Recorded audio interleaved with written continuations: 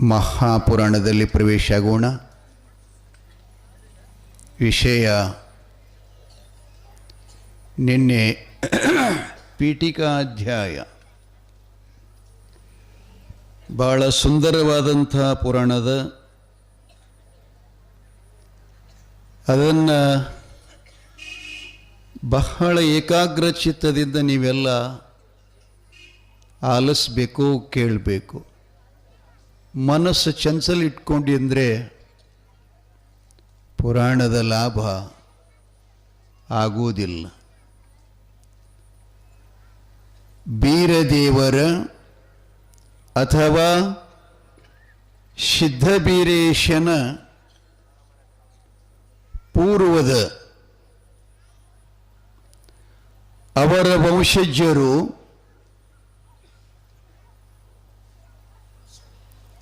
ತಿಪ್ರಂಗಿ ಪಟ್ಟಣ ಅಂಥೇಳಿ ಭೂಖಂಡದಲ್ಲಿ ಅತ್ಯಂತ ಸುಂದರವಾಗಿರತಕ್ಕಂಥ ಪಟ್ಟಣ. ಆ ಪಟ್ಟಣದಲ್ಲಿ ಶಿವಭಕ್ತರಾಗಿರತಕ್ಕಂಥ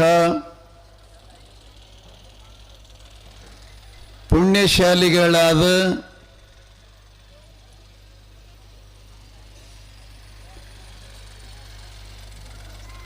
ಇರುವ ದಂಪತಿಗಳು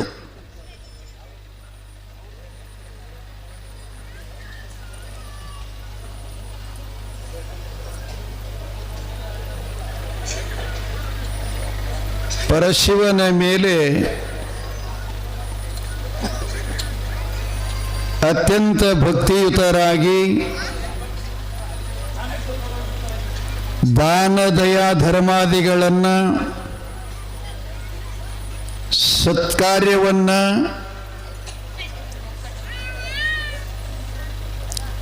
ಯಾವತ್ತೂ ಅತಿಥಿ ಅಭ್ಯಂಗತ ಜಂಗಮಾದಿ ಸೇವೆಗಳಲ್ಲಿ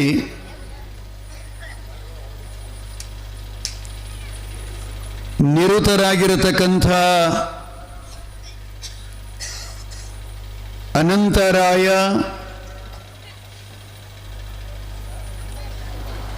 ಮತ್ತು ಧರ್ಮಪತ್ನಿ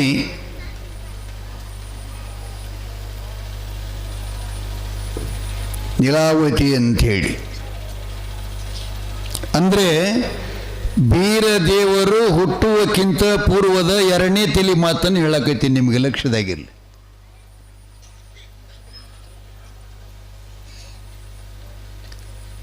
ಅವರಿಗೆ ಬಹುದಿನದವರೆಗೆ ಸಂತಾನದ ವೃಷ್ಟಿ ಆಗಲಿಲ್ಲ.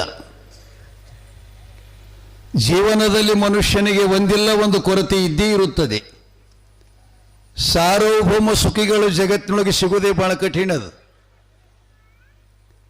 ಕಾರಣ ಅಂದರೆ ಈ ಜೀವನದ 3 ಕರ್ಮಾದಿಗಳು, ಅದಕ್ಕೆ ಪ್ರಮಾಣಗಳದಾವ. ಸಂಚಿತ, ಅಗಾಮಿ, ಪ್ರಾರಬ್ಧ ಅಂತ ಬರ್ತಾವ. ನಾವು ಈ ಜನ್ಮದಲ್ಲಿ ಒಬ್ಬರು ನೋಡಿ ಒಬ್ಬರನ್ನ ನಾವು ಇಚ್ಛಾ ಮಾಡ್ತೀವಿ. ಅವನಿಗೆ ಹಂಗಾತು, ನನಗೆ ಯಾಕೆ ಹಿಂಗಾತು, ಅವ್ರದ್ದು ಹಂಗಾತು, ನಂದು ಯಾಕೆ ಹಿಂಗಾತು, ಅವ ಇಷ್ಟು ದೊಡ್ಡ ಕಲಾವಿದ ಅದ, ನಾನು ಗದಗಿನಲ್ಲಿ ಇದ್ದ, ನಾನು ಯಾಕೆ ಆಗಲಿಲ್ಲ, ಖಂಡಪ್ಪ ತಾತನವ್ರ ಜೊತೆನೇ ನಾನು ಹುಟ್ಟಿದ ಕರೆ ಅವರಷ್ಟು ಗೌರವ ನನಗೆ ಸಿಗಲಿಲ್ಲ. ಇಂಥ ಸಂಕುಚಿತ ಸಣ್ಣ ಸಣ್ಣ ಭಾವನೆಗಳು ಪ್ರತಿಯೊಂದು ಮನುಷ್ಯನಲ್ಲಿ ಬರ್ತಾ ಇದ್ದಾವೆ. ನಮ್ಮ ಸುರಪುರ ತಾಲೂಕಿನೊಳಗೆ ಎಷ್ಟು ಮಂದಿ ತಬಲಾ ಬಡಿಯವ್ರು ಇಲ್ರಿ? ಎಷ್ಟು ಮಂದಿ ಇಲ್ಲ ಹೇಳಿ? ಆದರೆ ಯಮ್ನೇಶಿಯಾಳಿಗೆ ಅಂತಂದ್ರೆ ಇದು ಈಗಿನ ಪುಣ್ಯಲ್ಲ, ತಲೆಗಿಟ್ಕೋರಿ. ಇದೇನಪ್ಪ, ಈಗಿಂದಲ್ಲ, ಪೂರ್ವ ಜನ್ಮದಲ್ಲಿ ಮಾಡಿದ ಪುಣ್ಯ. ಈ ತಬಲಾ ಸಂಗೀತ ಬರಬೇಕಾಗಿತ್ತು ಅಂದರೆ ಹಿಂದಿನ ಜನ್ಮದೊಳಗ ಗಂಧರ್ವ ಕುಲ ಇದ್ರನ ಕೈ ಹಿಡಿತದ, ಇಲ್ಲಂದ್ರೆ ಇಲ್ಲ. ಅದಕ್ಕೆ ಇಲ್ಲಿ ಪುರಾಣದಲ್ಲ ಯಾಕಿಷ್ಟು ನಿಮ್ಗೆಲ್ಲ ತಲೆ ಹೊಡ್ಕೊಂಡು ಹೇಳೋ ಪ್ರಸಂಗ ಅಂತಂದ್ರೆ, ಎಲ್ಲೋ ಮನುಷ್ಯನೇ ಈ ಜನ್ಮ ಕೊಟ್ಟಿದ್ದು ಯಾಕೆ ಅಂತ ಕೇಳಿದರೆ, ನೀನು ಸಂತೋಷವಾಗಿ, ಚೆನ್ನಾಗಿ, ಅಂದಾಗಿ ಮತ್ತು ಈ ಭವ್ಯ ಜಗತ್ತಿನೊಳಗೆ ಸುಂದರವಾಗಿ ಬದುಕಲಿಕ್ಕೆ ಕೊಟ್ಟಂತ ಇದು ಅವಕಾಶ. ಎಷ್ಟು ದಿನಪ್ಪ ನಾವು ಲೆಕ್ಕ ಮಾಡ್ತೀವಿ, ಈಗ ಹುಟ್ಟಿವಿ ಅಂದ್ರೆ 100 ವರ್ಷ ತನಕ ನಾವು ಹಾಯಾಗಿರ್ತೀವಿ. ಮುಂದೆ ಯಾವಾಗಾರೆ ನೋಡಿದ್ರೆ ಬಂದಿತ್ತೇಳು. ಇದೊಂದು ದಿನ ಹೋಗಲಿ, ಪುರಾಣಕ್ಕೆ ಏನಾಗ್ಯದ, ನಾವು ಭಾಳ ಹೈರಾಣಾಗಿ ಬಂದಿದ್ದೀವಿ. ಇನ್ನು 15 ದಿವಸ ಇರ್ತದಲ್ಲ, ಹೋದ್ರೆ ನಡೀತದಂತೇನು ಅಂತೀರಲ್ಲ, ಅಲ್ಲೇ ತಪ್ಪಿರಿ ನೀವು. ಅಲ್ಲೇ ಪುಣ್ಯದ ಸತ್ಫಲದ ಸಂಧಿಯನ್ನ ಕಳಕೊಂಡಿದ್ದೀರಿ. ಅದಕ್ಕೆ ಅವ್ರು ನಮ್ಮವ್ರು ಹೇಳ್ತಾರೆ, ಇಂದು ನಾಳೆ ಅನ್ನುವ ಮನುಷ್ಯ ಜೀವನದಲ್ಲಿ ಏನೂ ಸಾಧಿಸೋದಿಲ್ಲಂತ. ಏನೂ ಸಾಧಿಸಲ್ಲ. ನಮ್ಮವ್ರು ಹಿಂದಿನ ಮಾತು ಹೇಳ್ತೀರಿ ಕಟ್ಟಿಮೆ ಕೂತ್ಕೊಂಡು, ನಾಳೆ ಅಂದವನ ಮನಿ. ಎಂಥ ಮಾತುಗಳ್ರಿ. ಅಲ್ಲ, ನೀವು ಯಾವ ಪುರಾಣ ವೇದ ಶಾಸ್ತ್ರಗಳನ್ನು ಪುಟಗಳನ್ನು ತಿರುಗಿ ಓದೋ ಅವಶ್ಯಕತೆ ಇಲ್ಲ. ಅವರು ಹೇಳಿರುವ ಮಾತನ್ನು ನಿಮ್ಮ ಗಮನಕ್ಕೆ ಬಂತು ಅಂತಂದ್ರೆ ಈಗಿಂದೀಗಲ್ಲ ನೀವೇನಾದರೂ ಸಾಧಿಸಲಿಕ್ಕೆ ಸಮರ್ಥರು ಅಂತ ಹೇಳ್ತಾ ಇದ್ದೀನಿ. ಎದ್ರ ಕಾಲ ಹೇಳಕತ್ತೀನಿ ರೀ, ಎದ್ರ ಕಾಲಾಗ?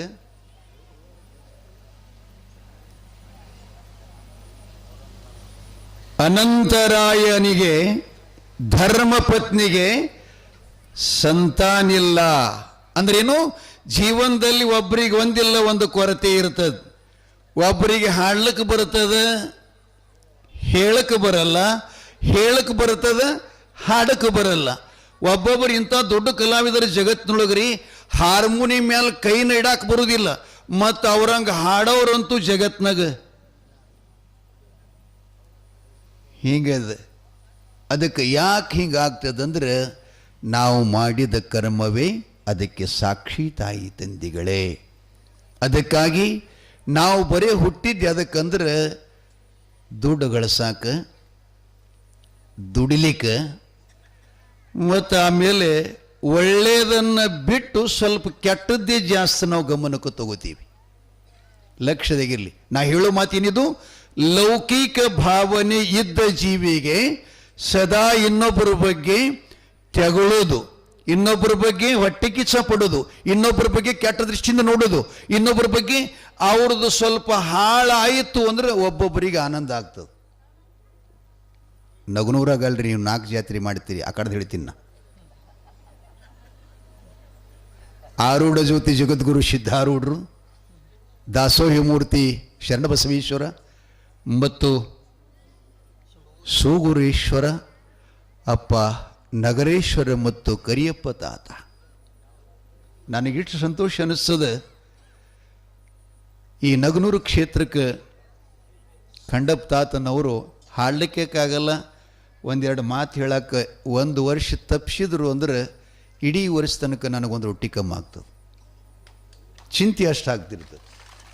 ಅಂದರೆ ಇಲ್ಲಿ ಬಂದಾಗ ಎಷ್ಟು ಪುಷ್ಟಿ ಆಗ್ತಾರೆ, ಸಂತೋಷ ಬರ್ತಂದ್ರೆ ಈ ಜಾಗಿನ ಮಣ್ಣಿನ ಮಹಿಮಾ ಎಂಥದ್ದು. ಈಗೆಲ್ಲ ಇವರು ಸೇವೆ ಮಾಡ್ತಾರಂದ್ರೆ ಇವ್ರ ಬೆಲೆ ನಮ್ಗೆ ಯಾರಿಗೆ ಕೊಡೋಕ್ಕಾಗಲ್ಲ. ಆದರೆ ಕರಿಯಪ್ಪ ತಾತ ಮಾಡಿದ ಆಶೀರ್ವಾದಕ್ಕೆ ಬೆಲೆ ಕಟ್ಟಕ್ಕಾಗಲ್ಲ. ತಾಯಿ ತಂದಿಗಳೇ, ನೀವಿಲ್ಲೇ ಇದ್ರಿ, ಭಾಳ ಸಂತೋಷ. ಅವ್ರಿಗೆ ಸಂತಾನಿಲ್ಲ. ಸಂತಾನಿಲ್ಲದಕ್ಕಾಗಿ ದೇವರನ್ನು ಮೊರೆ ಹೋಗ್ತಾರೆ. ಅವರಿಗೆ ಒಬ್ಬ ಮಗ ಆಗ್ತಾನೆ. ಅವನ ಹೆಸರ ತಿಪರಂಗಿ ಪಟ್ಟಣ ಅಂತೇನಾದ ಹೆಸರಿತ್ತಲ್ಲ, ಅವರು ಇರುವ ಗ್ರಾಮಕ್ಕೆ ಮಗನ ಹೆಸರನ್ನು ತಿಪ್ರೇಶ್ವರ ಅಂತ ಹೆಸರಿಡ್ತಾರೆ ಅವನಿಗೆ. ಇಟ್ಟ ಬಳಿಕ ಅವನಿಗೆ ಪ್ರೌಢಾವಸ್ಥೆಗೆ ಬಂದಾಗ ಮಗನಿಗೆ ಒಳ್ಳೆಯ ಸುಲಕ್ಷಣ ಸದ್ಗುಣಶಾಲಿ ಮದುವೆ ಮಾಡೋದಂದ್ರೆ ನಮ್ಮ ಭಾರತ ದೇಶದ ಪರಂಪರಾ ಸಂಸ್ಕೃತಿ, ಹಿಂದೂ ಸನಾತನ ಧರ್ಮದ ಬಹಳ ಸುಂದರ ಸಂದೇಶದ. ಆಗ ಈಗ ಮಾತ್ರ ಅದನ್ನು ಸ್ವಲ್ಪ ಗ್ಲಾನಿ ಅಂದರೆ ಹಾಳಾಗುವಂಥ ಸಂಬಂಧ. ಪೂರ್ವದ ನಮ್ಮ ಪೂರ್ವದ್ರೇನು, ದೈವ ಗುರು ಪಂಚ ತತ್ವಗಳದಾವ್ರು. ಏನೇನಪ್ಪ? ಮಾತೃ ದೇವೋ ಭವ, ಪಿತೃ ದೇವೋ ಭವ, ಆ ಬಳಿಕ ಆಚಾರ ದೇವೋ ಭವ, ಮೂರನೇದು. ನಾಲ್ಕನೇದು ಅತಿಥಿ ದೇವೋ ಭವ, ಐದನೇದು ಗುರುದೇವೋ ಭವ. ತಾಯಿ ತಂದೆಯರೇ, ನಾವು ಮನುಷ್ಯರಾಗಿ ಹುಟ್ಟಿವೆಲ್ಲ, ಇವು 5 ತತ್ವಗಳು ನಮಗೆ ಅನುಕರಣೆ ಒಳಗಿರಬೇಕು.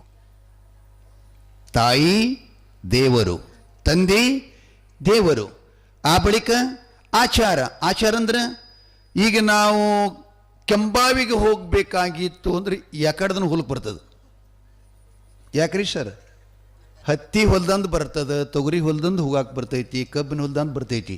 ಆದ್ರೆ ಯಾವ ದಾರಿಯಿಂದ ಹೋದ್ರೆ ಸುಖ ಆಗ್ತದೆ ರೀ? ಯಾವ ದಾರಿಯಿಂದ ಹೋದ್ರೆ ಸುಖ ಆಗ್ತದೆ?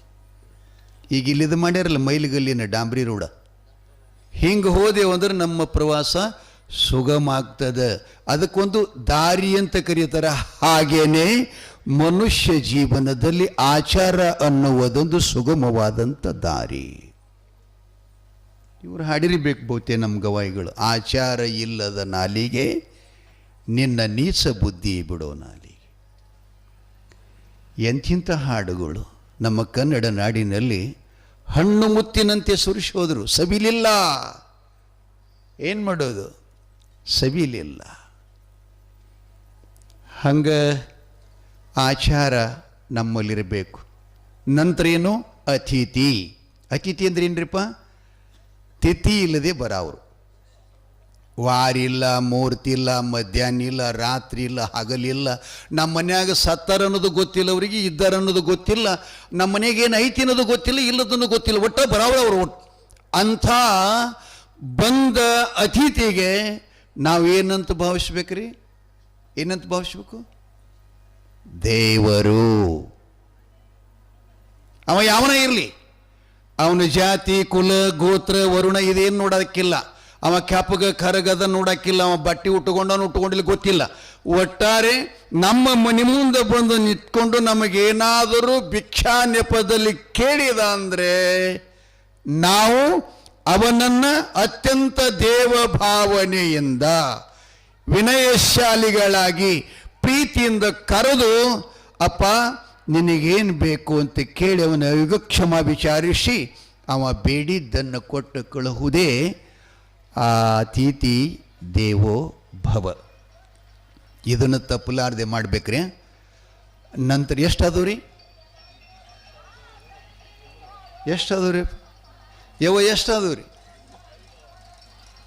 ಹತ್ತಿ ಬಿಡಿಸೋದು ಲೆಕ್ಕ ಬರುತ್ತೆ, ಇದು ಬರಂಗಿಲ್ಲ.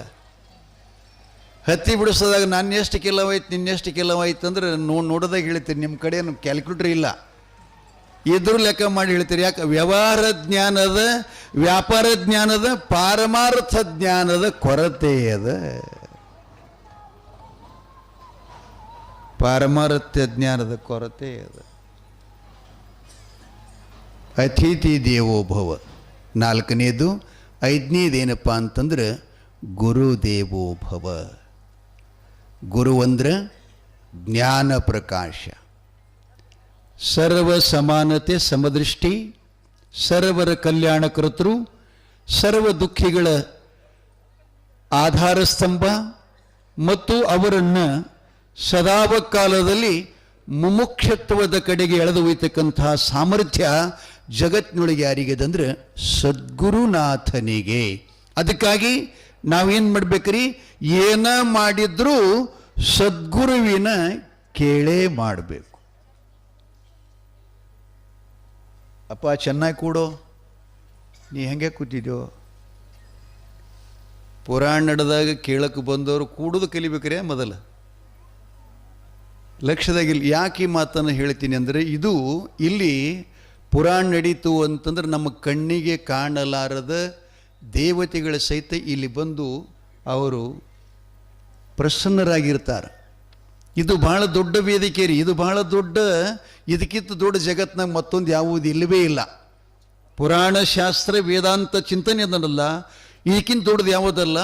ಅದಕ್ಕೆ ಇಲ್ಲಿ ಬಂದ ಮೇಲೆ ನೀವೆಷ್ಟು ಶಿಸ್ತಾಗಿ, ಶಾಂತಾಗಿ ಮತ್ತು ವಿನಯದಿಂದ, ಭಾವದಿಂದ ಕೇಳ್ತೀರಿ, ಅದರ ಸಫಲತೆ ಆಗ್ತದೆ. ಮತ್ತು ನೀವು ಬಸ್ ಸ್ಟ್ಯಾಂಡ್ದಾಗ ಕೂತಂಗೆ ಬಡಗೌಡನ ಅಡಕಟಿ ಮೇಲೆ ಕೂತಂಗ, ಆ ಬಳಿಕ ಅಲ್ಲಿ ಇಲ್ಲಿ ಕೂತಂಗ ಕೂತು ಯಾವಾಗ ಕೇಳಬೇಕು, ನಿತ್ಯ ಯಾವಾಗ ನೋಡಬೇಕು, ಇದು ಮೊದಲು ವಿಚಾರ ಮಾಡಬೇಕು. ಯಾಕಂದ್ರೆ ಈಗೆಲ್ಲ ಊಟ ಮಾಡೋದೇ ತಿರುಗಾಡಿ ಬಂದದ್ರಿ. ಈಗ ವೈಗಳು ಊಟ ಮಾಡೋದು ತಿರುಗಾಡಿ ಕೂತು ಮಾಡೋದು ಬಂದ, ಕಾಲಾಗಿ ಚಪ್ಪಲ್ ಹಾಕೊಂಡು ಸಂಸ್ಕೃತಿ ನಷ್ಟ ಆಗ್ಯದ್ರಿ. ನಿಜವಾಗಿಯೂ ಆರೋಗ್ಯ ರೀತಿಯಿಂದ ಧರ್ಮ ರೀತಿಯಿಂದ ನಿತ್ಯ ಊಟ ಮಾಡೋದು ಮನುಷ್ಯನ ಸಂಸ್ಕೃತಿ ಅಲ್ಲ. ನೀಡೋರೊಂದು ಅದನ್ನು ಕಲಾ ತೆಗೆದ್ರು. ತಿರುಗಾಡಿ ಇಷ್ಟೆಲ್ಲ ಬಗ್ಗೆ ಯಾವ ನೀಡವ ಮಗ, ಅದಕ್ಕೆ ಒಂದು ಟೇಬಲ್ ಮೇಲೆ ಇಟ್ಟರೆ ತಾನೇ ಮಕ್ಕಳು ಬೇಕಾದವ್ರು ತೊಗೊಂಡು ಹೋಗ್ತಾರಂತೇಳಿ. ಹಾಗಲ್ಲದು. ಎಷ್ಟು ತ್ರಾಸಿದ್ರೂ ಕೂಡ ನಾವು ಮುಕುಳಿ ಭೂಮಿಗೆ ಹಚ್ಚಿ ಚಕ್ಮುಕುಳಿ ಹಾಕಿ ಊಟ ಮಾಡಬೇಕ್ರಿ. ನಿಜವಾಗಿಯೂ ಪ್ರಸಾದ ಅಂತರದಕ್ಕೆ ಇಂತಹ ಸಂಸ್ಕೃತಿಗಳಿಂದ ನಾವು ಭಾಳ ವಂಚಿತರಿದ್ದೀವಿ. ಇನ್ನೊಂದು ನಿಮ್ಗೇನು ಹೇಳಕತ್ತೀನಿ ನಾನು, ಲಕ್ಷ್ಯದಾಗಿರಲಿ. ಇವು 5 ಸಂಸ್ಕೃತಿಯಿಂದ ನಾವು ವಂಚಿತ ಆಗಿದ್ದೇವ್ರಿಗೆ. ಎದರಿಂದ್ರಪ್ಪ?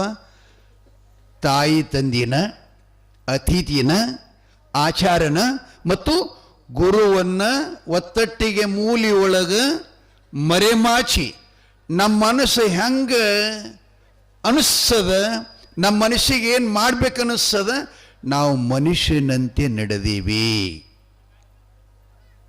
ನಾ ಲಗ್ನದ ವಿಚಾರ ಹೇಳಕತ್ತೀನಿ, ತಲೆಯಾಗಿರಲಿ ನಿಮಗೆಲ್ಲ. ಲಗ್ನ ಮಾಡಿಕೊಳ್ಳೋದು, ತಿಪ್ರೇಶ್ವರನಿಗೆ ತಂದೆಯಾಗಿರತಕ್ಕಂಥ ಅನಂತರಾಯ ಕನ್ಯಾಸ್ಮರಣೆ ಮಾಡ್ತಾ ಇದ್ದಾನೆ, ಕನ್ಯಾಶೋಧನ ಮಾಡ್ತಾ ಇದ್ದಾನೆ.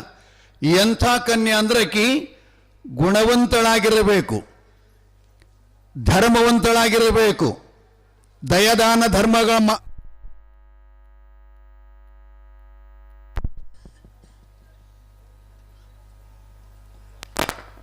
ಗುಣ ಇರಬೇಕು, ಮತ್ತು ಪತಿಪಾದ ಪೂಜೆಯನ್ನು ಮಾಡತಕ್ಕಂಥ ಸಾಮರ್ಥ್ಯ ಇರಬೇಕು. ಸದಾವಕಾಲದ ಪತಿಯನ್ನು ಬಿಟ್ಟು ಅನ್ಯ ವಸ್ತುವಿನ ಮೇಲೆ ಸ್ವಪ್ನದಲ್ಲಿ ಸಹಿತ ಆ ವಸ್ತುವಿನ ಬಗ್ಗೆ ಆಕಿನ ಕನಸಿನಾಗನು ಬರಬಾರ್ದಂತ. ಭಾಳ ಸುಂದರ ಮಾತು, ಭಾಳ ಮಾರ್ಮಿಕವಾದಂಥ ಶಬ್ದದ್ರಿ. ಆಯ್ತು, ಮತ್ತು ತಾವೆಲ್ಲ ಲಕ್ಷ್ಯದಾಗಿಡ್ರಿ. ಸುಖ ನಮ್ಮಲ್ಲಿ ಬಿಟ್ಟು ಅನ್ಯ ಕಡೆ ಹುಡುಗುತ್ತೀವಲ್ಲ, ಅಲ್ಲಿ ನಾವು ಕಷ್ಟಕ್ಕೀಡಾಗ್ತೀವಿ, ದುಃಖಕ್ಕೆ ಕಾರಣರಾಗ್ತೀವಿ. ಅಂಥ ಕನ್ಯಾ ನೋಡ್ತಾ ಇದ್ದಾನ. ಅದಕ್ಕೆ ಮಡಿವಾಳಪ್ಪನವ್ರು ಹೇಳಿದ್ರು, ನಗಬೇಕ ಏನಳಬೇಕು.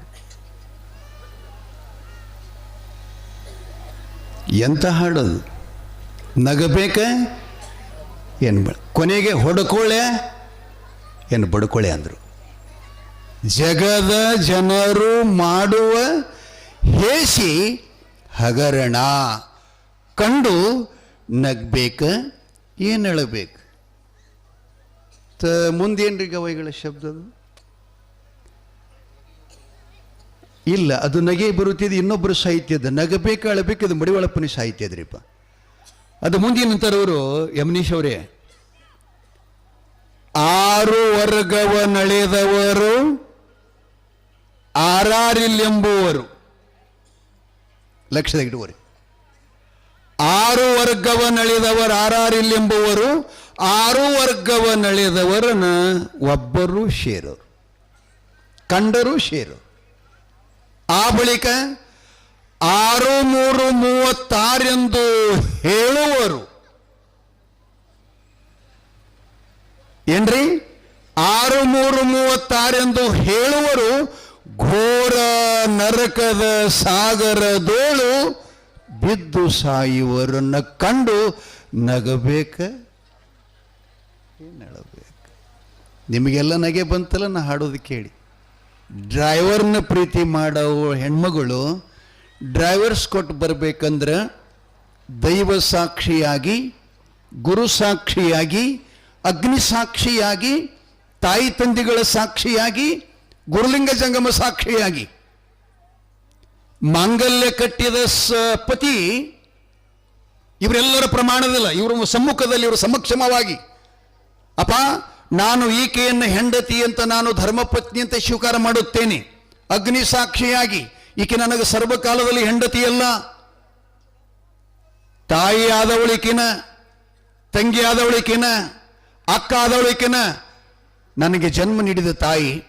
ಆದರೆ ಒಂದಕ್ಕೊಂದು ದೇಹದ ಸ್ಪರ್ಶ ಸುಖ ಬಯಸಾಗ ಮಾತ್ರ ಈಕಿ ನನಗೆ ಹೆಂಡತಿ, ಅನ್ಯ ಕಾಲದಲ್ಲಿ ಹೆಂಡತಿಯಲ್ಲ. ಇದು ನಿಮ್ಮ ಸಾಕ್ಷಿಯಾಗಿ ಈಕಿನ ಜೊತೆಯಲ್ಲಿ ಇರ್ತಕ್ಕಂಥ ಸಮಯದಲ್ಲಿ ನನಗೆ ಎಂಥ ಕಷ್ಟ ಬಂದರೂ ಕೂಡ, ಆಕೆ ನನಗೆ ಎಷ್ಟು ಕಷ್ಟ ಕೊಟ್ಟರು ಕೂಡ ಅದನ್ನು ನಾನು ಸಹಿಸಿಕೊಂಡು ಎಲ್ಲಿ ತನಕ ಆ ಬ್ರಹ್ಮ ನಮ್ಮ ಹಣೆ ಬಾರದಾಗ ಜೋಡಿ ಸಂಗಾತಿಯನ್ನು ಕೂಡಿಸ್ಯಾನ, ಅಲ್ಲಿ ತನಕ ಈ ಭವಸಾಗರವನ್ನು ಭಕ್ತಿ ಎಂಬ ಸಂಗಡಿಯನ್ನು ಕಟ್ಕೊಂಡು ನಾವು ಈಜು ಮಾಡಿ ಭಗವಂತನ ಶ್ರೀಪಾದ ಸೇರ್ತೀವಿ ಅಂತ ಪ್ರಮಾಣ ಮಾಡಿದ ಆ ಹೆಣ್ಮಗಳಿಗೆ ಅವ ಡ್ರೈವರ್ಸ್ ಕೊಟ್ಟು ಬಾ ಅಂತನಂದ್ರೆ ಅವ ಅಪ್ಪಗೆ ಹುಟ್ಟ್ಯಾನ, ಮತ್ತೆ ಯಾರಿಗೆ ಹುಟ್ಟ್ಯಾನತ್ತೀರಿ? ನಗಬೇಡ್ರಿ. ಒಲಿಗೆ ಹತ್ತದ ಬೆಂಕಿ ಒಂದಿನ ಊರಿಗೆ ಹತ್ತದ ಅಲ್ರಿ. ನಮ್ಮ ಮನ್ಯಾಗಿನ ಹೆಣ್ಮಕ್ಳು ಡ್ರೈವರ್ನ ಮಾತು ಕೇಳಿ ಹಿಂಗೆ ಹೋದ್ರೆ ಬೇಡ. ಆ ಹಾಡದವನು ಡ್ರೈವರ್ನೇ ಅಲ್ಲ, ಮತ್ತು ಅವನು ಹೇಳ್ತೀನಿ ಹಿಂಗೆ ಹೋದಳಂದ್ರೆ ಲಕ್ಷ್ಯದಾಗಿಟ್ಟಗೋರಿ. ಸಂಸ್ಕೃತಿ ನಷ್ಟ ಆಗಲಿಕ್ಕೈತಿ. ಅದು ಜಾನಪದಕ್ಕೆ ಎಷ್ಟು ನಾವು ಮರ್ಯಾದೆ ಕೊಡಬೇಕು. ಮತ್ತೊಬ್ಬ ಅಂತಾನೆ ಏನಂತಾನೆ, ಅಗಶ್ಯಾಗ ನನ್ನ ಕಡಿಲಿ ಕರೆ ಅಪ್ಪ ಹಿರೇಮುತ್ಯ, ಅಗಶ್ಯಾಗ ನನ್ನ ಕಡಿಲಿ, ಆದ್ರೆ ನಾ ಬಿಡ ಮಗ ಅಲ್ಲತ್ತ ನಾವು ಅಂದ್ರೆ ಇದ್ರ ಅರ್ಥ ಏನು? ವ್ಯಭಿಚಾರ. ಇದು ನಿಜವಾದಂಥ ಪ್ರೀತಿ ಅಲ್ಲದು, ವ್ಯಭಿಚಾರ. ಅರೇ ಬಂಧುಗಳೇ, ನಾನು ಇನ್ನು ನಿಮಗೆಲ್ಲ ಹೇಳಿನಿ, ಗೃಹಸ್ಥಾಶ್ರಮ. ಇದಕ್ಕೆ ಆಶ್ರಮ ಅಂದಾರ್ರಿ. ನಮ್ಮವರೆಲ್ಲ ಪರಮಾತ್ಮ ಅದಕ್ಕೆ ಕೊಟ್ಟಾನ. ಹೆಣ್ಣಿನಲ್ಲಿ ಪ್ರೀತಿ, ಗಂಡಿನಲ್ಲಿ ವಾತ್ಸಲ್ಯ. ಈ ಸಂಗಮದೊಂದಿಗೆ ನೀವು ಸರಿಯಾಗಿ ಬದುಕಿ ಸತಿಪತಿಗಳೊಂದಾದ ಭಕ್ತಿ ಹಿತವಾಗಿರುವುದು ಶಿವಂಗೆ. ಪುರಾಣದ ಮೂಲ ಉದ್ದೇಶ ಏನಂದ್ರೆ ಸಮಾಜ, ಧರ್ಮ, ಶಿಕ್ಷಣ, ಸಂಸ್ಕೃತಿ ಇವುಗಳ ರಕ್ಷಣೆಗಾಗಿ ಪುರಾಣ. ರೊಕ್ಕಕ್ಕಾಗಿ ಅಲ್ಲ. ನೀವು ಬಹಳ ಜನ ಸೇರ್ತೀರಿ ಅಂತಲ್ಲ ಬಂಧುಗಳೇ. ನಾನು ಹೇಳಾಕತ್ತೀನಿ ಅಂದ್ರೆ ನಾ ಪರಿಪೂರ್ಣ ಆಗಿ ನಿಂತು ಹಿಂಗೆ ತಿಳ್ಕೊಬೇಡ್ರಿ. ನಾನು ಇನ್ನ ತಿಳ್ಕೊಳ್ಳುವಂಥ ಪ್ರಯತ್ನದೊಳಗದೀನಿ. ಕಾರಣ ಆ ಬ್ರಹ್ಮನ ಹೇಳ್ತಾನೆ ಸರಸ್ವತಿಗೆ, ದೇವಿ ನನ್ನ ಹತ್ರ ಎಷ್ಟು ಜ್ಞಾನದಂದ್ರೆ ಸಮುದ್ರ ದಂಡಿ ಕರ್ಕೊಂಡು ಹೋದಂತ, ಬಗ್ಶ್ಯಾಗ ನೀರು ಹಿಡದಂತ ದೇವಿ ಸರಸ್ವತಿ ಹೇಳ್ತಾನೆ ವಿದ್ಯಾ ದೇವತೆಗೆ, ದೇವಿ ಈ ಬಗ್ಶ್ಯಾಗ ನೀರು ಎಷ್ಟು? ಒಂದು ಬಗ್ಸಿ ಸ್ವಾಮಿ, ನೀ ಎಂತಿಯಲ್ಲ ನೀವು ಎಷ್ಟು ದೊಡ್ಡ ಅವಧಿ ಅಂತ. ಈ ಬಗ್ಶ್ಯಾಗ ನೀರು ಇದ್ದಷ್ಟು ನನ್ನ ಹತ್ರ ಜ್ಞಾನದ. ಈಗೇನು ಉಳಿದೈತಿಲ್ಲ ಸಾಗರ, ಇನ್ನೂ ಅದ. ಇದು ಪರಬ್ರಹ್ಮದ ಜ್ಞಾನ. ಏನು ಮಾಡೋದು? ಯಾರಿಗೆ ಯಾವ ಸುಖ ಇಲ್ಲ ಅಂತ ಅನ್ಬೇಡ್ರಿ. ಈ ಸರ್ವ ಸುಖ ಎಲ್ಲರಿಗೂ ಪರಮಾತ್ಮ ಸ್ವತಂತ್ರವಾಗಿ ಕೊಟ್ಟಿದ್ದಾನೆ. ಆದರೆ ಅಪರಾಧಿಗಳಾಗಬೇಡ್ರಿ, ಕಳ್ಳರಾಗಬೇಡ್ರಿ. ಆ ಬಳಿಕ ತನ್ನ ಅಗಲನ್ನು ಬಿಟ್ಟು ಇನ್ನೊಂದು ಅಗಲದ ಕಡೆ ನೋಡುವುದನ್ನು ನಾವು ತಡೆಗಟ್ಟುವ ತನಕ ಧರ್ಮದ ಉದ್ಧಾರ ಆಗಲ್ಲ. ಇಲ್ಲಿ ಅನಂತರಾಯನು ತನ್ನ ಮಗನಿಗೆ ಒಳ್ಳೆ ಸುಕನ್ಯಾ, ಸದ್ಗುಣ ಸಂಪನ್ನಿ ಕಮಲಾದೇವಿ ಅಂತ ನಿಶ್ಚಯ ಮಾಡಿ ಮದುವೆ ಮಾಡಿಬಿಡುತ್ತಾರೆ. ಕೆಲವು ದಿವಸಗಳನ್ನು ದಂಪತಿಗಳು ತಮ್ಮ ಜೀವನದಲ್ಲಿ ಅನ್ಯೋನ್ಯ ಪ್ರೀತಿ, ವಾತ್ಸಲ್ಯ, ಹೆಣ್ಮಕ್ಳಿಗೆ ಒಂದು ಛಲ ಇರಬೇಕು. ಮತ್ತು ನೀವು ಕಟ್ಟಿ ಮೇಲೆ ಕೂತವ್ರು ಅವ್ರಿಗೆ ಹೇಳಕತ್ತೀನಿ ಅಂತ ತಿಳ್ಕೊಂಡ್ರಿ ಪೋ, ನೀವು ಶರ್ಯದ ಅಂಗಡಿಗೆ ಹೋಗೋದು ಬಿಡಬೇಕು. ಗೋವಾ ಕಟ್ಕ ತಿನ್ನಬಾರದು. ಎಲ್ಲಿ ನೋಡ್ತೀರಿ ಎಲ್ಲ ಪಾಕಿಟ್ ಅದೇ ಅದಾವೆ ಸುತ್ತಮುತ್ತ ಎಲ್ಲ. ಮನ್ಯಾಗ ನೋಡ್ತೀರಿ, ಎಲ್ಲಿ ಅಂಗಡಿ ಮುಂದೆ, ರೋಡ್ ಮುಂದೆ, ಎಲ್ಲ ಕಡೆ ಅದರಾಗ ಬಸ್ಸಿನ ಮೇಲೆ ಅದು ಸರ್ ಇದು ಒಂದು ಬಂದೈತೆ ರೀ ವಿಮಲ್, ಮತ್ತು ಇನ್ನೊಂದು ಅದು ಬಾಯಾಗ ಹಾಕಿ ನೋಡಿ ಅಂತಾರೆ. ಏನು ಮಾಡೋದು? ನನಗೆ 55 ವರ್ಷ ರೀ. ಎಷ್ಟು ರೀ? 55. ಆದ್ರೆ ಏನೋ ನಾ ಚೀಲ ಹೊರ್ತೀನಿ ರೀ, ಲಕ್ಷ್ಯದಾಗಿರಲಿ. ಮತ್ತು ನಾವು ಉಡ್ಲಿಕ್ಕತ್ತಂದ್ರೆ ಏನೋ 16, 18, 20 ವರ್ಷದ ಹುಡುಗ ಮನೆಯಂಗಿಲ್ಲ. ಆ ಬಳಿಕ ಡಾಕ್ಟ್ರ್ ನನಗೆಂದು ಚಿಕಿತ್ಸೆ ಮಾಡಿ ಇಲ್ಲಿ ತನಕ ಇನ್ನ ಮತ್ತು ಯಾವ ಟ್ಯಾಬ್ಲೆಟ್ ಕೂಡ ನಾನು ತಗೊಂಡಿಲ್ಲ. ತಲೆನೋವಿಲ್ಲ, ವಾಂತಿ ಇಲ್ಲ, ಡಯಾಬಿಟಿಸ್ ಇಲ್ಲ, ಹಾರ್ಟ್ ಇಲ್ಲ, ಪಿತ್ ಇಲ್ಲ, ಜ್ವರ ಕೆಮ್ಮು ಇಲ್ಲ. ಒಂದೊಂದು ಸಲ ಸ್ವಲ್ಪ ಈ ಹವಾಮಾನಗಳ ನೀರು ಬದಲಾವಣೆಯಿಂದ ನೆಗಡಿ ಬರ್ತದೆ, ಸ್ವಲ್ಪ ಕೆಮ್ಮು ಬರ್ತದೆ. ಆದರೆ ನಾ ಗುಳಿ ತೊಗೊಳಂಗಿಲ್ಲ. ಬರೀ ಅರಿಶಿಣ ಪುಡಿ, ಬೆಳ್ಳುಳ್ಳಿ ಮತ್ತು ಒಂದು ಹಳಕ್ಕೆ ಬೆಲ್ಲ ಇದನ್ನು ಕುದಿಸಿ ಕಪ್ನಾಗ ಹಾಕ್ಕೊಂಡು ಕುಡಿತೀನಿ ರೀ 3 ದಿನ. ಮುಗ್ದ ಹೋಗ್ಬಿಡ್ತೈತೆ, ಅದು ಬರೋದಿಲ್ಲ ಮತ್ತೊಮ್ಮೆ. ನೀವೇನು ಮಾಡಕತ್ತೀರಿ, ಒಮ್ಮೆ ನೀವು ದವಾಖಾನಿಗೆ ಹೋದ್ರಿ ಅಂದ್ರೆ 5 ಲಕ್ಷ ತೆಳಗೆ ಅಂದು ಬರೋಂಗಿಲ್ಲ ಹೊಳೆ ವಾಪಸ್ ಮನೆಗೆ. ಆರೋಗ್ಯ ಮಾಧ್ಯಮದ ಗಡಿಗೆ ಮಾಡೋಕೆ ಪಾತ್ರೆ ಹಂಗೆ ಮೂಲ್ಯವೋ, ಜೀವನ ಮಾಡ್ಲಿಕ್ಕೆ ಹಂಗೆ ಆರೋಗ್ಯ ಮೂಲ್ಯದ. ಆರೋಗ್ಯ ಇನ್ನೊಬ್ಬರು ಸ್ವತ್ತಾಗಬಾರ್ದು, ಡಾಕ್ಟರ್ ಸ್ವತ್ತಾಗಬಾರ್ದು, ಸ್ವತಂತ್ರವಾಗಿರಬೇಕಾಗ್ತದೆ. ಇದಕ್ಕೆ ಮೂಲ ಏನು ಅಂತಂದ್ರೆ ತಲೆ ಚಲೋ ಬೇಕು, ತಲೆ ಶಾಂತಿ ಇರಬೇಕ್ರಿ ಯಾವಾಗಲೂ ಕೂಡ. ತಲೆಯಾಗಿ ಏನಾರ ಬಿತ್ತು ಅದು ಮುಂದೆ ರಕ್ತದಲ್ಲಿ ಪ್ರವೇಶ ಆಗ್ತದೆ. ರಕ್ತ ಅಶುದ್ಧಿ ಆಯಿತು ಅಂತಂದ್ರೆ ಯಾವ ಜಾಗದಾಗರೆ ಪ್ರಾಬ್ಲಮ್ಸ್ ಮಾಡ್ತದೆ, ಕ್ಯಾನ್ಸರ್ ಹೀಗೆಲ್ಲ ಪ್ರಾಬ್ಲಮ್ ಆಗ್ತಾವೆ. ಇಲ್ಲಿ ಬಿಡಿ, ನಾನು ಅದನ್ನು ಸ್ವಲ್ಪ ನಿಮ್ಗೆ ಆರೋಗ್ಯದ ಬಗ್ಗೆ ಹೇಳ್ತಾ ಇರ್ತಿರ್ತೀನಿ ರೀ. ನಾನು ಸ್ವಲ್ಪ ಯೋಗ ಮಾಡ್ತೀನಿ ರೀ. ಎರಡು ಫೆಸಿಲಿಟಿ 84 ಪ್ರಕಾರದ ಯೋಗ ಅದಾವ. ಅದ್ರಾಗ 2 ಮಾಡ್ತೀನಿ, ಕಪಾಲಿಭಾತ, ಅನ್ಲೋಮ್ ವಿಲೋಮ್. ಇವೆರಡ ನೀವು ಮಾಡಿದರೂ ನಿಮ್ಗೆ ಯಾವ ರೋಗನೂ ಕೂಡ ಬರುವುದಿಲ್ಲ. ಮನುಷ್ಯನಿಗೆ ಆಲಸಿ ಬರುವುದಿಲ್ಲ. ಇವತ್ತೇನು ಮಾಡ್ತೀಯಪ್ಪ ಸ್ವಲ್ಪ ಯಾಕೋ ಅಂತ ಹಿಂಗತ್ತಿರ್ತಾರೆ ನೋಡ್ರಿ, ಹಾಗೆಂದೂ ಬರುವುದಿಲ್ಲ, ಆಲಸಿನೇ ಬರುವುದಿಲ್ಲ. ಅದಕ್ಕೆ ಅದನ್ನು ಮಾಡಿರಿ. ನಾನು ನಾಳೆ ನಿಮ್ಗೆ ತೋರಿಸ್ತೀನಿ ಹ್ಯಾಂಗೆ ಮಾಡೋದು ಅಂತಕ್ಕಂಥದ್ದು. ಅಂದ್ರೆ ಇವತ್ತು ಬಟ್ಟೆ ಹಾಕ್ಕೊಂಡು ಬಂದೀನಿ, ನಾಳೆ ಇವೆಲ್ಲ ಹಾಕ್ಕೊಳಂಗಿಲ್ಲ, ಹಂಗೆ ಬರ್ತೀನಿ ರೀ. ಹಂಗಂದ್ರೆ ಏನಿಲ್ಲ, ಶರ್ಟ ಮತ್ತು ಬನಿಯನ್ ಹಾಕ್ಕೊಳಂಗಿಲ್ಲ. ಇದೊಂದು ಶೆಲ್ಲೆ ಹೊಸ್ಕೊಂಡು ಬರ್ತೀನಿ ಅಂದ್ರೆ ಬರೀ ಮೇಲೆ ತೋರಿಸ್ಬೇಕಾಯ್ತು ನಿಮ್ಗೆ ಯೋಗ ಮಾಡೋದು. ಅದಕ್ಕೆ ನೀವೆಲ್ಲ ಅದನ್ನು ಕಲೀರಿ. ಬಂಧುಗಳೇ, ಏನು ಹೇಳಕತ್ತಿದ್ದೀನಿ ರೀ, ನಮ್ಮ ಗವಾಯಿಗಳು ಒಳಗೆ ಏನು ಹಾಡ್ತಿರ್ತಾರೆ ನನಗೆ ಸಂಜೆನೇ ಕೊಡಲ್ಲ ಅವರಿಗೆ. ಅದು ಒಮ್ಮೆ ಗಾಡಿ ಸ್ಟಾರ್ಟ್ ಆಯ್ತು ಅಂದ್ರೆ ಹಂಗೆ ಐತ್ರಿ. ಹೌದ್ರಿಪ್ಪ, ಎಷ್ಟು ಕೇಳ್ತೀರಿ ಯಾವಾಗಲೂ ಪುರಾಣಿಕರ ಸನ್ನಿಧರೊಳಗೆ ಇರ್ತೀರಿಯಪ್ಪ. ಅವು ಬ್ಯಾರಿನೇ ಇರ್ತಾವ್ರಿ.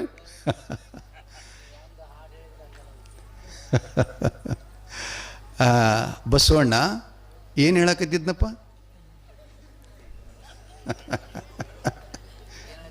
ನಗತಾನೆ ಮೊಮ್ಮಗ ಪಾಪ.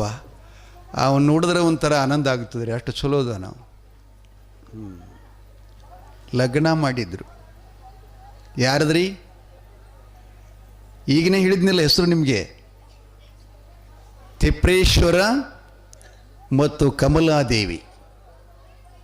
ತಿಪ್ರಾಯಣ್ರಿ ಅದ್ರ ಕಡೆ, ತಿಪ್ರೇಶ್ವರಲ್ಲಕ್ಕೆ ಬರಲಿಲ್ಲ ಅಂದ್ರೆ ಲಗ್ನ ಮಾಡಿದರು.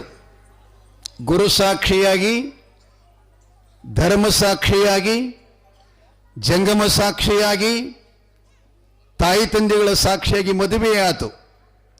ಮದುವೆಯಾದ ಬಳಿಕ ಅವರಲ್ಲಿ ಇಂಥ ಪ್ರೀತಿ ಇತ್ರಿ, ದೇಹಗಳು ಎರಡಾದರೆ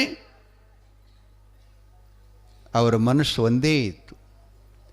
ನಿಮ್ಮಂಗೆ ಅವರು ಗಂಡನ ಜೊತೆಯಲ್ಲಿ ಬಂಗಾರ ತಂದು ಕೊಡಲಿಲ್ಲ, ನಿಮ್ಮ ಮಗನಂತ ತಂದು ಕೊಡಲಿಲ್ಲ, ನಿನಗೆ ಮಾಡಿಕೊಂಡು ನನಗೇನು ಸುಖ ಆಯ್ತು, ನಿನ್ನ ಹೆಣ ಎತ್ತಲಿ ತಲ್ಲಿಲ್ಲ ಅವರು. ನೀವೆಲ್ಲ ಬೇಡೋದು ಹಾಳಾಗೋದ ಬೇಡ್ತೀರಿ ಗಂಡಗೆ, ಮತ್ತು ಎಲ್ಲ ಕಳ್ಳರ ಕಣ್ಣು ಹಾಕದೆ ನೋಡ್ತೀರಿ, ನೀವು ಬೇಡ್ತೀರಿ. ನೀವೆಲ್ಲ ಕಳ್ಳ ಹಾಕರ ದುಷ್ಟ ದುರ್ಜನರ ಕಣ್ಣ ನಿಮ್ಮ ಮ್ಯಾಲ ಬೀಳಲಾರ್ದಂಗೆ ಬೇಡಬೇಕು, ನಿಮ್ಮ ಮ್ಯಾಲ ಬೀಳಲಾರ್ದಂಗೆ ಬೇಡಬೇಕು. ನಿಮ್ಮನ್ನು ಕಂಡ್ರೆ ಹೆದರ್ಬೇಕ್ರಿ, ಯಪ್ಪ ಆ ಎಮ್ಮ ಡೇಂಜರ್ ಅದಳು ಮಾರಾಯ ಅನ್ಬೇಕು. ಹಿಂಗೆ ನಿಮ್ಮ ನಡೆಯೊಳಗನ್ನ ಅಷ್ಟು ಸಾಮರ್ಥ್ಯದ. ಪತಿ ಬೆಳ್ಳಿ ಬಂಗಾರ ಕೊಟ್ಟರೆ ಮುಕ್ತರಾಗಲ್ಲ ನೀವು. ಪತಿಯಿಂದ ಸದ್ಗತಿ ಪ್ರಾಪ್ತ ಆಗಬೇಕಾಗಿತ್ತು ಅಂದರೆ ಪತಿ ಸೇವೆ ಒಳಗೆ ಸಾಮರ್ಥ್ಯದ. ಕಮಲಾದೇವಿ ತನ್ನ ಪತಿದೇವನಾಗಿರ್ತಕ್ಕಂಥ ಅಂದ್ರೆ ಶಿವಸಿದ್ಧ ಬೀರೇಶನ ಮುತ್ಯವ. ನಾ ಹೇಳೋದು ಕತಿ ನಿಮಗೆ, ತಿಪ್ರೇಶ್ವರಿನದನಲ್ಲ, ಇವ ಬೀರಲಿಂಗೇಶ್ವರನ ಮುತ್ಯ, ಅಪ್ಪನ ಅಪ್ಪ.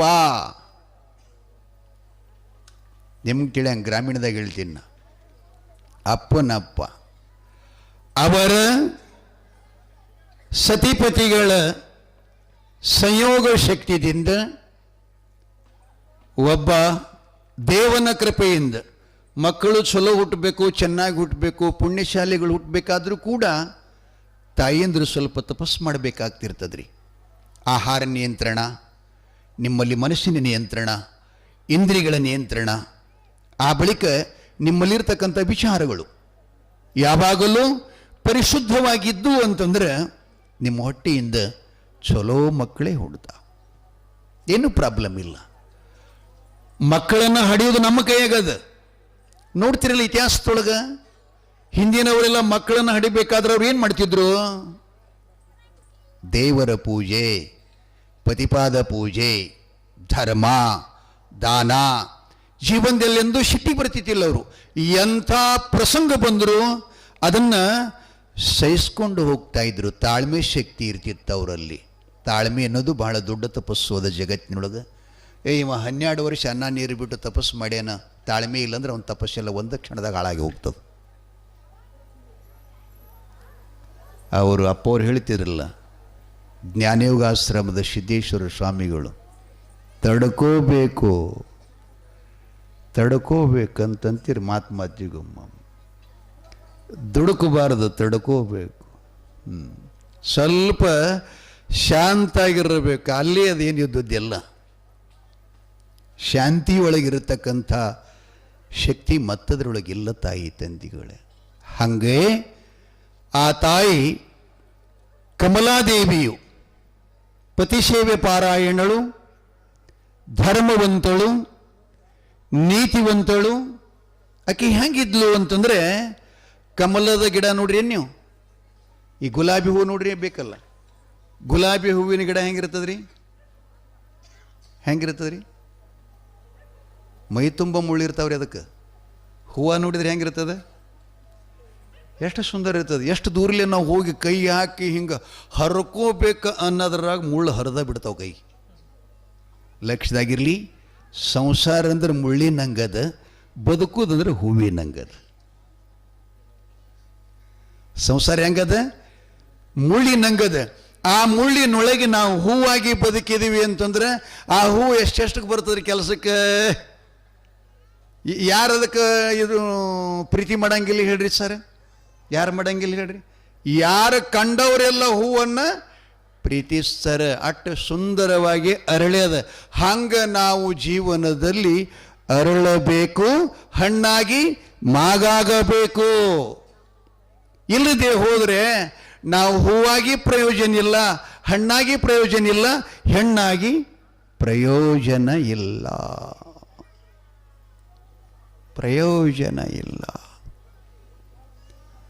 ಆ ತಾಯಿ ಶಿವನ ಒಲುಮೆಯಿಂದ ಗರ್ಭವತಿಯಾಗ್ತಾಳೆ. ನವಮಾಸಗಳನ್ನು ತುಂಬಿದ ನಂತರ ಸುಲಕ್ಷಣವಾಗಿರತಕ್ಕಂಥ ಮಗುವಿಗೆ ಜನ್ಮ ಕೊಡ್ತಾ ಇದ್ದಾರೆ. ಈ ಪುರಾಣಗಳಲ್ಲಿ ಅನೇಕ ಥರ ಊಹೆ ಮಾಡ್ಯಾರ. ಅದನ್ನೆಲ್ಲ ಸ್ವಲ್ಪ ನಾನು ಬದಿಗಿರಿಸಿ ನೇರವಾಗಿ ಅದನ್ನು ತಗೊಂಡು ಬರ್ತಾ ಇದ್ದೇನೆ. ಅಂದ್ರೇನೋ ಇವು ಸಿದ್ಧಟಿಗೆ ಪರಂಪರೆ ಹಿಂಗದಾವ. ಇವಕ್ಕೆ ಇಷ್ಟೇ ಶತಮಾನದಾಗ ಆಗ್ಯಾರಂತೂ ಪ್ರಮಾಣ ಇಲ್ಲ. ಅದಾವೇನ್ರಿ ಸರ್? ಇಲ್ಲ. ಆದರೆ ಜಾಣರು, ವಿದ್ಯಾವಂತರು, ಜ್ಞಾನಿಗಳು ಇದ್ರು ಅಂತಂದ್ರೆ ಆ ಸಮಾಜದಲ್ಲಿ ಅದಕ್ಕೇನಾದರೂ ಒಂದು ಆಧಾರವನ್ನು ಅದಕ್ಕೆ ಇಟ್ಕೊಂಡು ಅದನ್ನು ಪುರಾಣ ರೂಪ, ಗ್ರಂಥ ರೂಪದಲ್ಲಿ ಮಾಡ್ಕೊಂಡು ಬರ್ತಾರೆ. ಆದರೆ ಈ ಪರಂಪರೆ ಹೆಂಗದಂತಂದ್ರೆ ಒಬ್ಬರ ಕಿವಿಗೆ ಒಬ್ಬರ ಕಿವಿಗೆ ಹಿಂಗೆ ಹೇಳ್ಕೋತ ಬಂದು ಪರಂಪರೆ ಇದು ಸಿದ್ಧಟಿಗೆ ಹಾಲು ಮತ. ಬಂಧುಗಳೇ, ಈ ಧರ್ಮದಲ್ಲಿ 3 ಬಡತನದಾವ, 3 ಬರಗಾಲದಾವ: ಶಿಕ್ಷಣ, ಅಧ್ಯಾತ್ಮ ಮತ್ತು ರಾಜಕೀಯ. ಇವು 3ರಿಂದ ಈ ಜನ ವಂಚಿತದ. ಆದ್ದರಿಂದ ಇವ್ರು ಎಂದೂ ಏನೂ ಆಗಲಿಲ್ಲ. ಯಾರೇ ಊರಾಗ ಏನ್ರ ಆಗ್ತಂದ್ರಂದ್ರೆ ಆಗ್ರಿ ಗೌಡ್ರು, ಆಗ್ರಿ ದೇಸಾಯಿ ಅವರು, ಆಗ್ರಿ ಕುಲಕರ್ಣಿಯವರಂದರು. ಅದರ ಬಗ್ಗೆ ಅಪೇಕ್ಷೆ ಮಾಡಲಿಲ್ಲ, ಬಿಟ್ಕೊಟ್ರಿ ಎಲ್ಲನೂ ಕೂಡ. ಆ ಬಳಿಕ ಶಿಕ್ಷಣ ಮಾಡಲಿಲ್ಲ. ಕಾರಣ ಇವರ ಕಾಯಕನ ಕುರಿಗಾಯಿ, ದನಗಾಯಿ, ಒಕ್ಕಲತನ. ಈ 3 ಬಿಟ್ಟು ಆಗಲಿಲ್ಲ ಇವರು. ಇತ್ತಿತ್ತಲಾಗಿ ಒಂದು ಸ್ವಲ್ಪ ಹೊರಗಡೆ ಬಂದರು ಅಂಥೇಳಿ ಒಂದಿಷ್ಟು ಸಣ್ಣ ಸಣ್ಣ ಪುಸ್ತಕ ಕೂಡ ಒಬ್ಬೊಬ್ಬರು ಬರ್ಕೋತ ಬಂದರು. ಅವ್ರು ಹೆಂಗೆ ಬರೆದ್ರು ಅಂತಂದ್ರೆ, ನಮ್ಮಂಥವರು ನಿರಕ್ಷರಿಸ್ತಿದ್ರು. ಅಕ್ಷರ ಜ್ಞಾನ ಇಲ್ಲದವರಿಗೆ 100,000 ಪದಗಳು ಡೊಳ್ಳಿನ ಪದ ಹಾಡ್ತಕ್ಕಂಥ ಸಾಮರ್ಥ್ಯ ಇದೆ, ಆದರೆ ಅಕ್ಷರ ಜ್ಞಾನ ಇಲ್ಲ. ಅಂಥವರನ್ನು MA PhD ಮಾಡಿದವರು ಆಶ್ರಯ ಮಾಡಿಕೊಂಡು, ಮುತ್ಯ ನೀ ಏನು ಹಾಡ್ತಿ ಹಾಡು, ಅದೊಂದು ನಾನು ಹಾಲು ಮತ್ತು ಕಾವ್ಯ ಅಂತ ಬರಿತೀನಿ ಅಂತ ಅವನ ಬಾಯಲ್ಲಿ ಕೇಳಿ ಕೇಳಿ ಈ ಸಾಹಿತ್ಯಗಳನ್ನು ಮಾಡ್ಕೊಂಡು ಬಂದಿದ್ದಾರೆ ಬಂಧುಗಳೇ. ಆದ್ದರಿಂದ ಸ್ವಲ್ಪ ಈಗ ನಾವು ಇಲ್ಲಿ ಮ್ಯಾಲೆ ಕೂತಿ ಹೇಳುವಂಥ ಚಾನ್ಸ ಬಂತು. ಇಲ್ಲದೆ ಹೋದರೆ ನಾವು ಅಲ್ಲೇ ಕುಂಡಿರ್ತಿದ್ದೀವಿ. ಈ ಮಾತು ನಿಮ್ಗೆ ಯಾಕೆ ಹೇಳಕತ್ತೀನಿ ಅಂತಂದ್ರೆ, ವಿದ್ಯಾ ವಿನಯ ಸಂಪನ್ನೆ, ವಿದ್ಯೆ ಇಲ್ಲದವನ ಮುಖ ಹಾಳೂರು ಹದ್ದಿನಂತೆ, ವಿದ್ಯೆ ಉಳ್ಳವನ ಮುಖ ಮುದ್ದಿಕ್ಕುವಂತೆ. ಎಷ್ಟು ಸುಂದರ ಮಾತದು. ಅದಕ್ಕೆ ತಾಯಿ ತಂದೆಗಳೇ, ಮಕ್ಕಳಿಗೆ ನಾವೆಲ್ಲ ವಿದ್ಯಾಭ್ಯಾಸ ಕಲಿಸ್ತೀವಲ್ಲ, ಅದು ಪ್ರೀತಿಗಾಗಿ ಅಲ್ಲ. ಗಂಡ್ಮಕ್ಕಳಾಗಲಿ ಹೆಣ್ಮಕ್ಕಳಾಗಲಿ ಶಾಲೆ, ಕಾಲೇಜು, ಹೈಸ್ಕೂಲು ಮತ್ತು ಪ್ರಾಥಮಿಕ ಹಿಡ್ಕೊಂಡು ಏನು ಓದಾಕ ಮಕ್ಕಳೆಲ್ಲ ಪುರಾಣ ಕೇಳಕ್ಕೆ ಬಂದಿರಲ್ಲ. ನಿಮ್ಗೆ ನೆನಪಿರಲಿ, ಶಾಲೆ ಕಲಿಯೋದು ಪ್ರೀತಿಗಾಗಿ ಅಲ್ಲ, ಇಡೀ ಜೀವನವನ್ನು ಪ್ರೀತಿಸುವುದಕ್ಕಾಗಿ. ಶಾಲೆ ಕಲಿಯುವುದು ಒಂದು ಹೆಣ್ಣಿನ ಪ್ರೀತಿ ಮಾಡೋಕ್ಕಾಗಿ ಅಲ್ಲ, ಇಡೀ ಜೀವನವ ಪ್ರೀತಿಸಕ್ಕಾಗಿ ಕಲಿತಕ್ಕಂಥದ್ದು ಶಾಲೆ. ಶಾಲೆ ಅಂದ್ರೆ ಏನಪ್ಪ? ಸಂಸ್ಕಾರ, ಶಿಸ್ತು, ಜ್ಞಾನ. ತನ್ನ ಕಾಲ ಮೇಲೆ ತಾನಿತ್ಕೊಂಡು ತಾಯಿ ತಂದೆಗಳ ಋಣ, ಸಮಾಜ ಋಣ, ಗುರು ಹಿರಿಯರ ಋಣ, ಆ ಬಳಿಕ ಯಾವ ದೇಶ ಯಾವ ಮಣ್ಣಿನೊಳಗೆ ನಾವು ಹುಟ್ಟಿವಿ ಆ ದೇಶದ ಋಣವನ್ನು ಮುಕ್ತರಾಗುವ ಸಲುವಾಗಿ ಶಾಲೆ ಕಲಿಬೇಕೇ ವಿನಃ ದೇಶಕ್ಕೆ ದ್ರೋಹ ಆಗುವಂಥ ಶಾಲೆಯನ್ನು ಕಲಿಬಾರದು ಅಂತ ನನ್ನ ಅಭಿಮತ. ತಾಯಿ ತಂದೆಗಳೇ, ತಾಯಿ ಗರ್ಭವತಿಯಾಗಿ ಒಂದು ಗಂಡು ಮಗುವಿಗೆ ಜನ್ಮ ಕೊಡುತ್ತಾಳೆ. ಬಹಳ ಸುಂದರವಾದಂಥ ಮಗು. ಆ ಮಗುವಿಗೆ ಹೆಸರು ಏನಿಡ್ತಾರೆ ಅಂತಂದ್ರೆ, ನಮ್ಮವರು ತಮ್ಮ ಗ್ರಾಮೀಣ ಭಾಷೆದೊಳಗೆ ತಿಪ್ಪರಂಗಿ ಪಟ್ಟಣದ ತಿಪ್ಪರೇಶ್ವರ ರಾಜ, ಅವನ ಹೆಂಡತಿ ಕಮಲಾದೇವಿ ಅಂತಂದಾರವ್ರು. ಕಮಲಾದೇವಿ, ಕಮಲ. ಅವರ ಹೊಟ್ಟಿಲೆ ಆಕಾಶ ಭರಮದೇವರು ಹುಟ್ಟ್ಯಾನ ಅಂತ ಹೇಳ್ಕೊತ ಬಂದ. ಆಕಾಶ ಭರಮದೇವರ, ಆಕಾಶ ಅಂದ್ರೆ ಇರತ್ತೇನು, ಅವ ಮ್ಯಾಲಿಂದ ಬಂದವ ಅಂತಿದ್ರ ಅರ್ಥ. ಆಕಾಶ ಬ್ರಹ್ಮದೇವರು ಹುಟ್ಟಿದ ಮೇಲೆ ಆ ಮಗುವಿಗೆ ಚೆನ್ನಾಗಿ ಸಂಸ್ಕಾರ, ವಿದ್ಯೆ ಕೊಡಿಸಿದ್ರು. ಅವರು ಆಳುವ ಪಟ್ಟಣ ಯಾವುದು ಅಂತಂದ್ರೆ ಚಂದನಗಿರಿ ಅಂತ ಬರುತ್ತದೆ. ಚಂದನ ಅಂದರೆ ಶ್ರೀಗಂಧದ ಮರಕ್ಕೆ ಹೆಸರದರಿ. ಅಂದ್ರೆ ಅದೆಷ್ಟು ಸುಂದರದ ಗಿಡ ಅಂತಂದ್ರೆ ಎಂಥಿಂಥ ಪ್ರಸಾದ ಆಗ್ಯದಿರಿದ್ದು, ಎಂಥಿಂಥ ಸುವಾಸನೆ ಬೀರುವಂಥ ವಾಸನೆಗಳನ್ನು ಕೊಡ್ತಾ ಇದೆ. ನಂತರದು ಹ್ಯಾಂಗೆ ತಿಕ್ತೀವಿ, ಅದು ದೇಹ ಕಚ್ಕೋತೀವಿ, ದೇಹದ ತ್ವಚರೋಗನು ಕೂಡ ಕಾಪಾಡುತ್ತದೆ ಮತ್ತು ಇಡೀ ದಿನದ ಪರ್ಯಂತರವಾಗಿ ಇಡೀ ದೇಹ ತುಂಬೆಲ್ಲ ವಾಸನೆ ಕೊಡ್ತಾ ಇದೆ. ಹಾಗೆ ಈ ಭರಮಭೂಪಾಲ ಆಳುವಂಥ ಪಟ್ಟಣ ಯಾವುದಂದ್ರೆ ಚಂದನಗಿರಿ. ಮತ್ತು ನಮ್ಮವ್ರು ಏನಂದರೆ ಚಂದ್ರಗಿರಿ ಅಂತ ಕರೆದಾರ.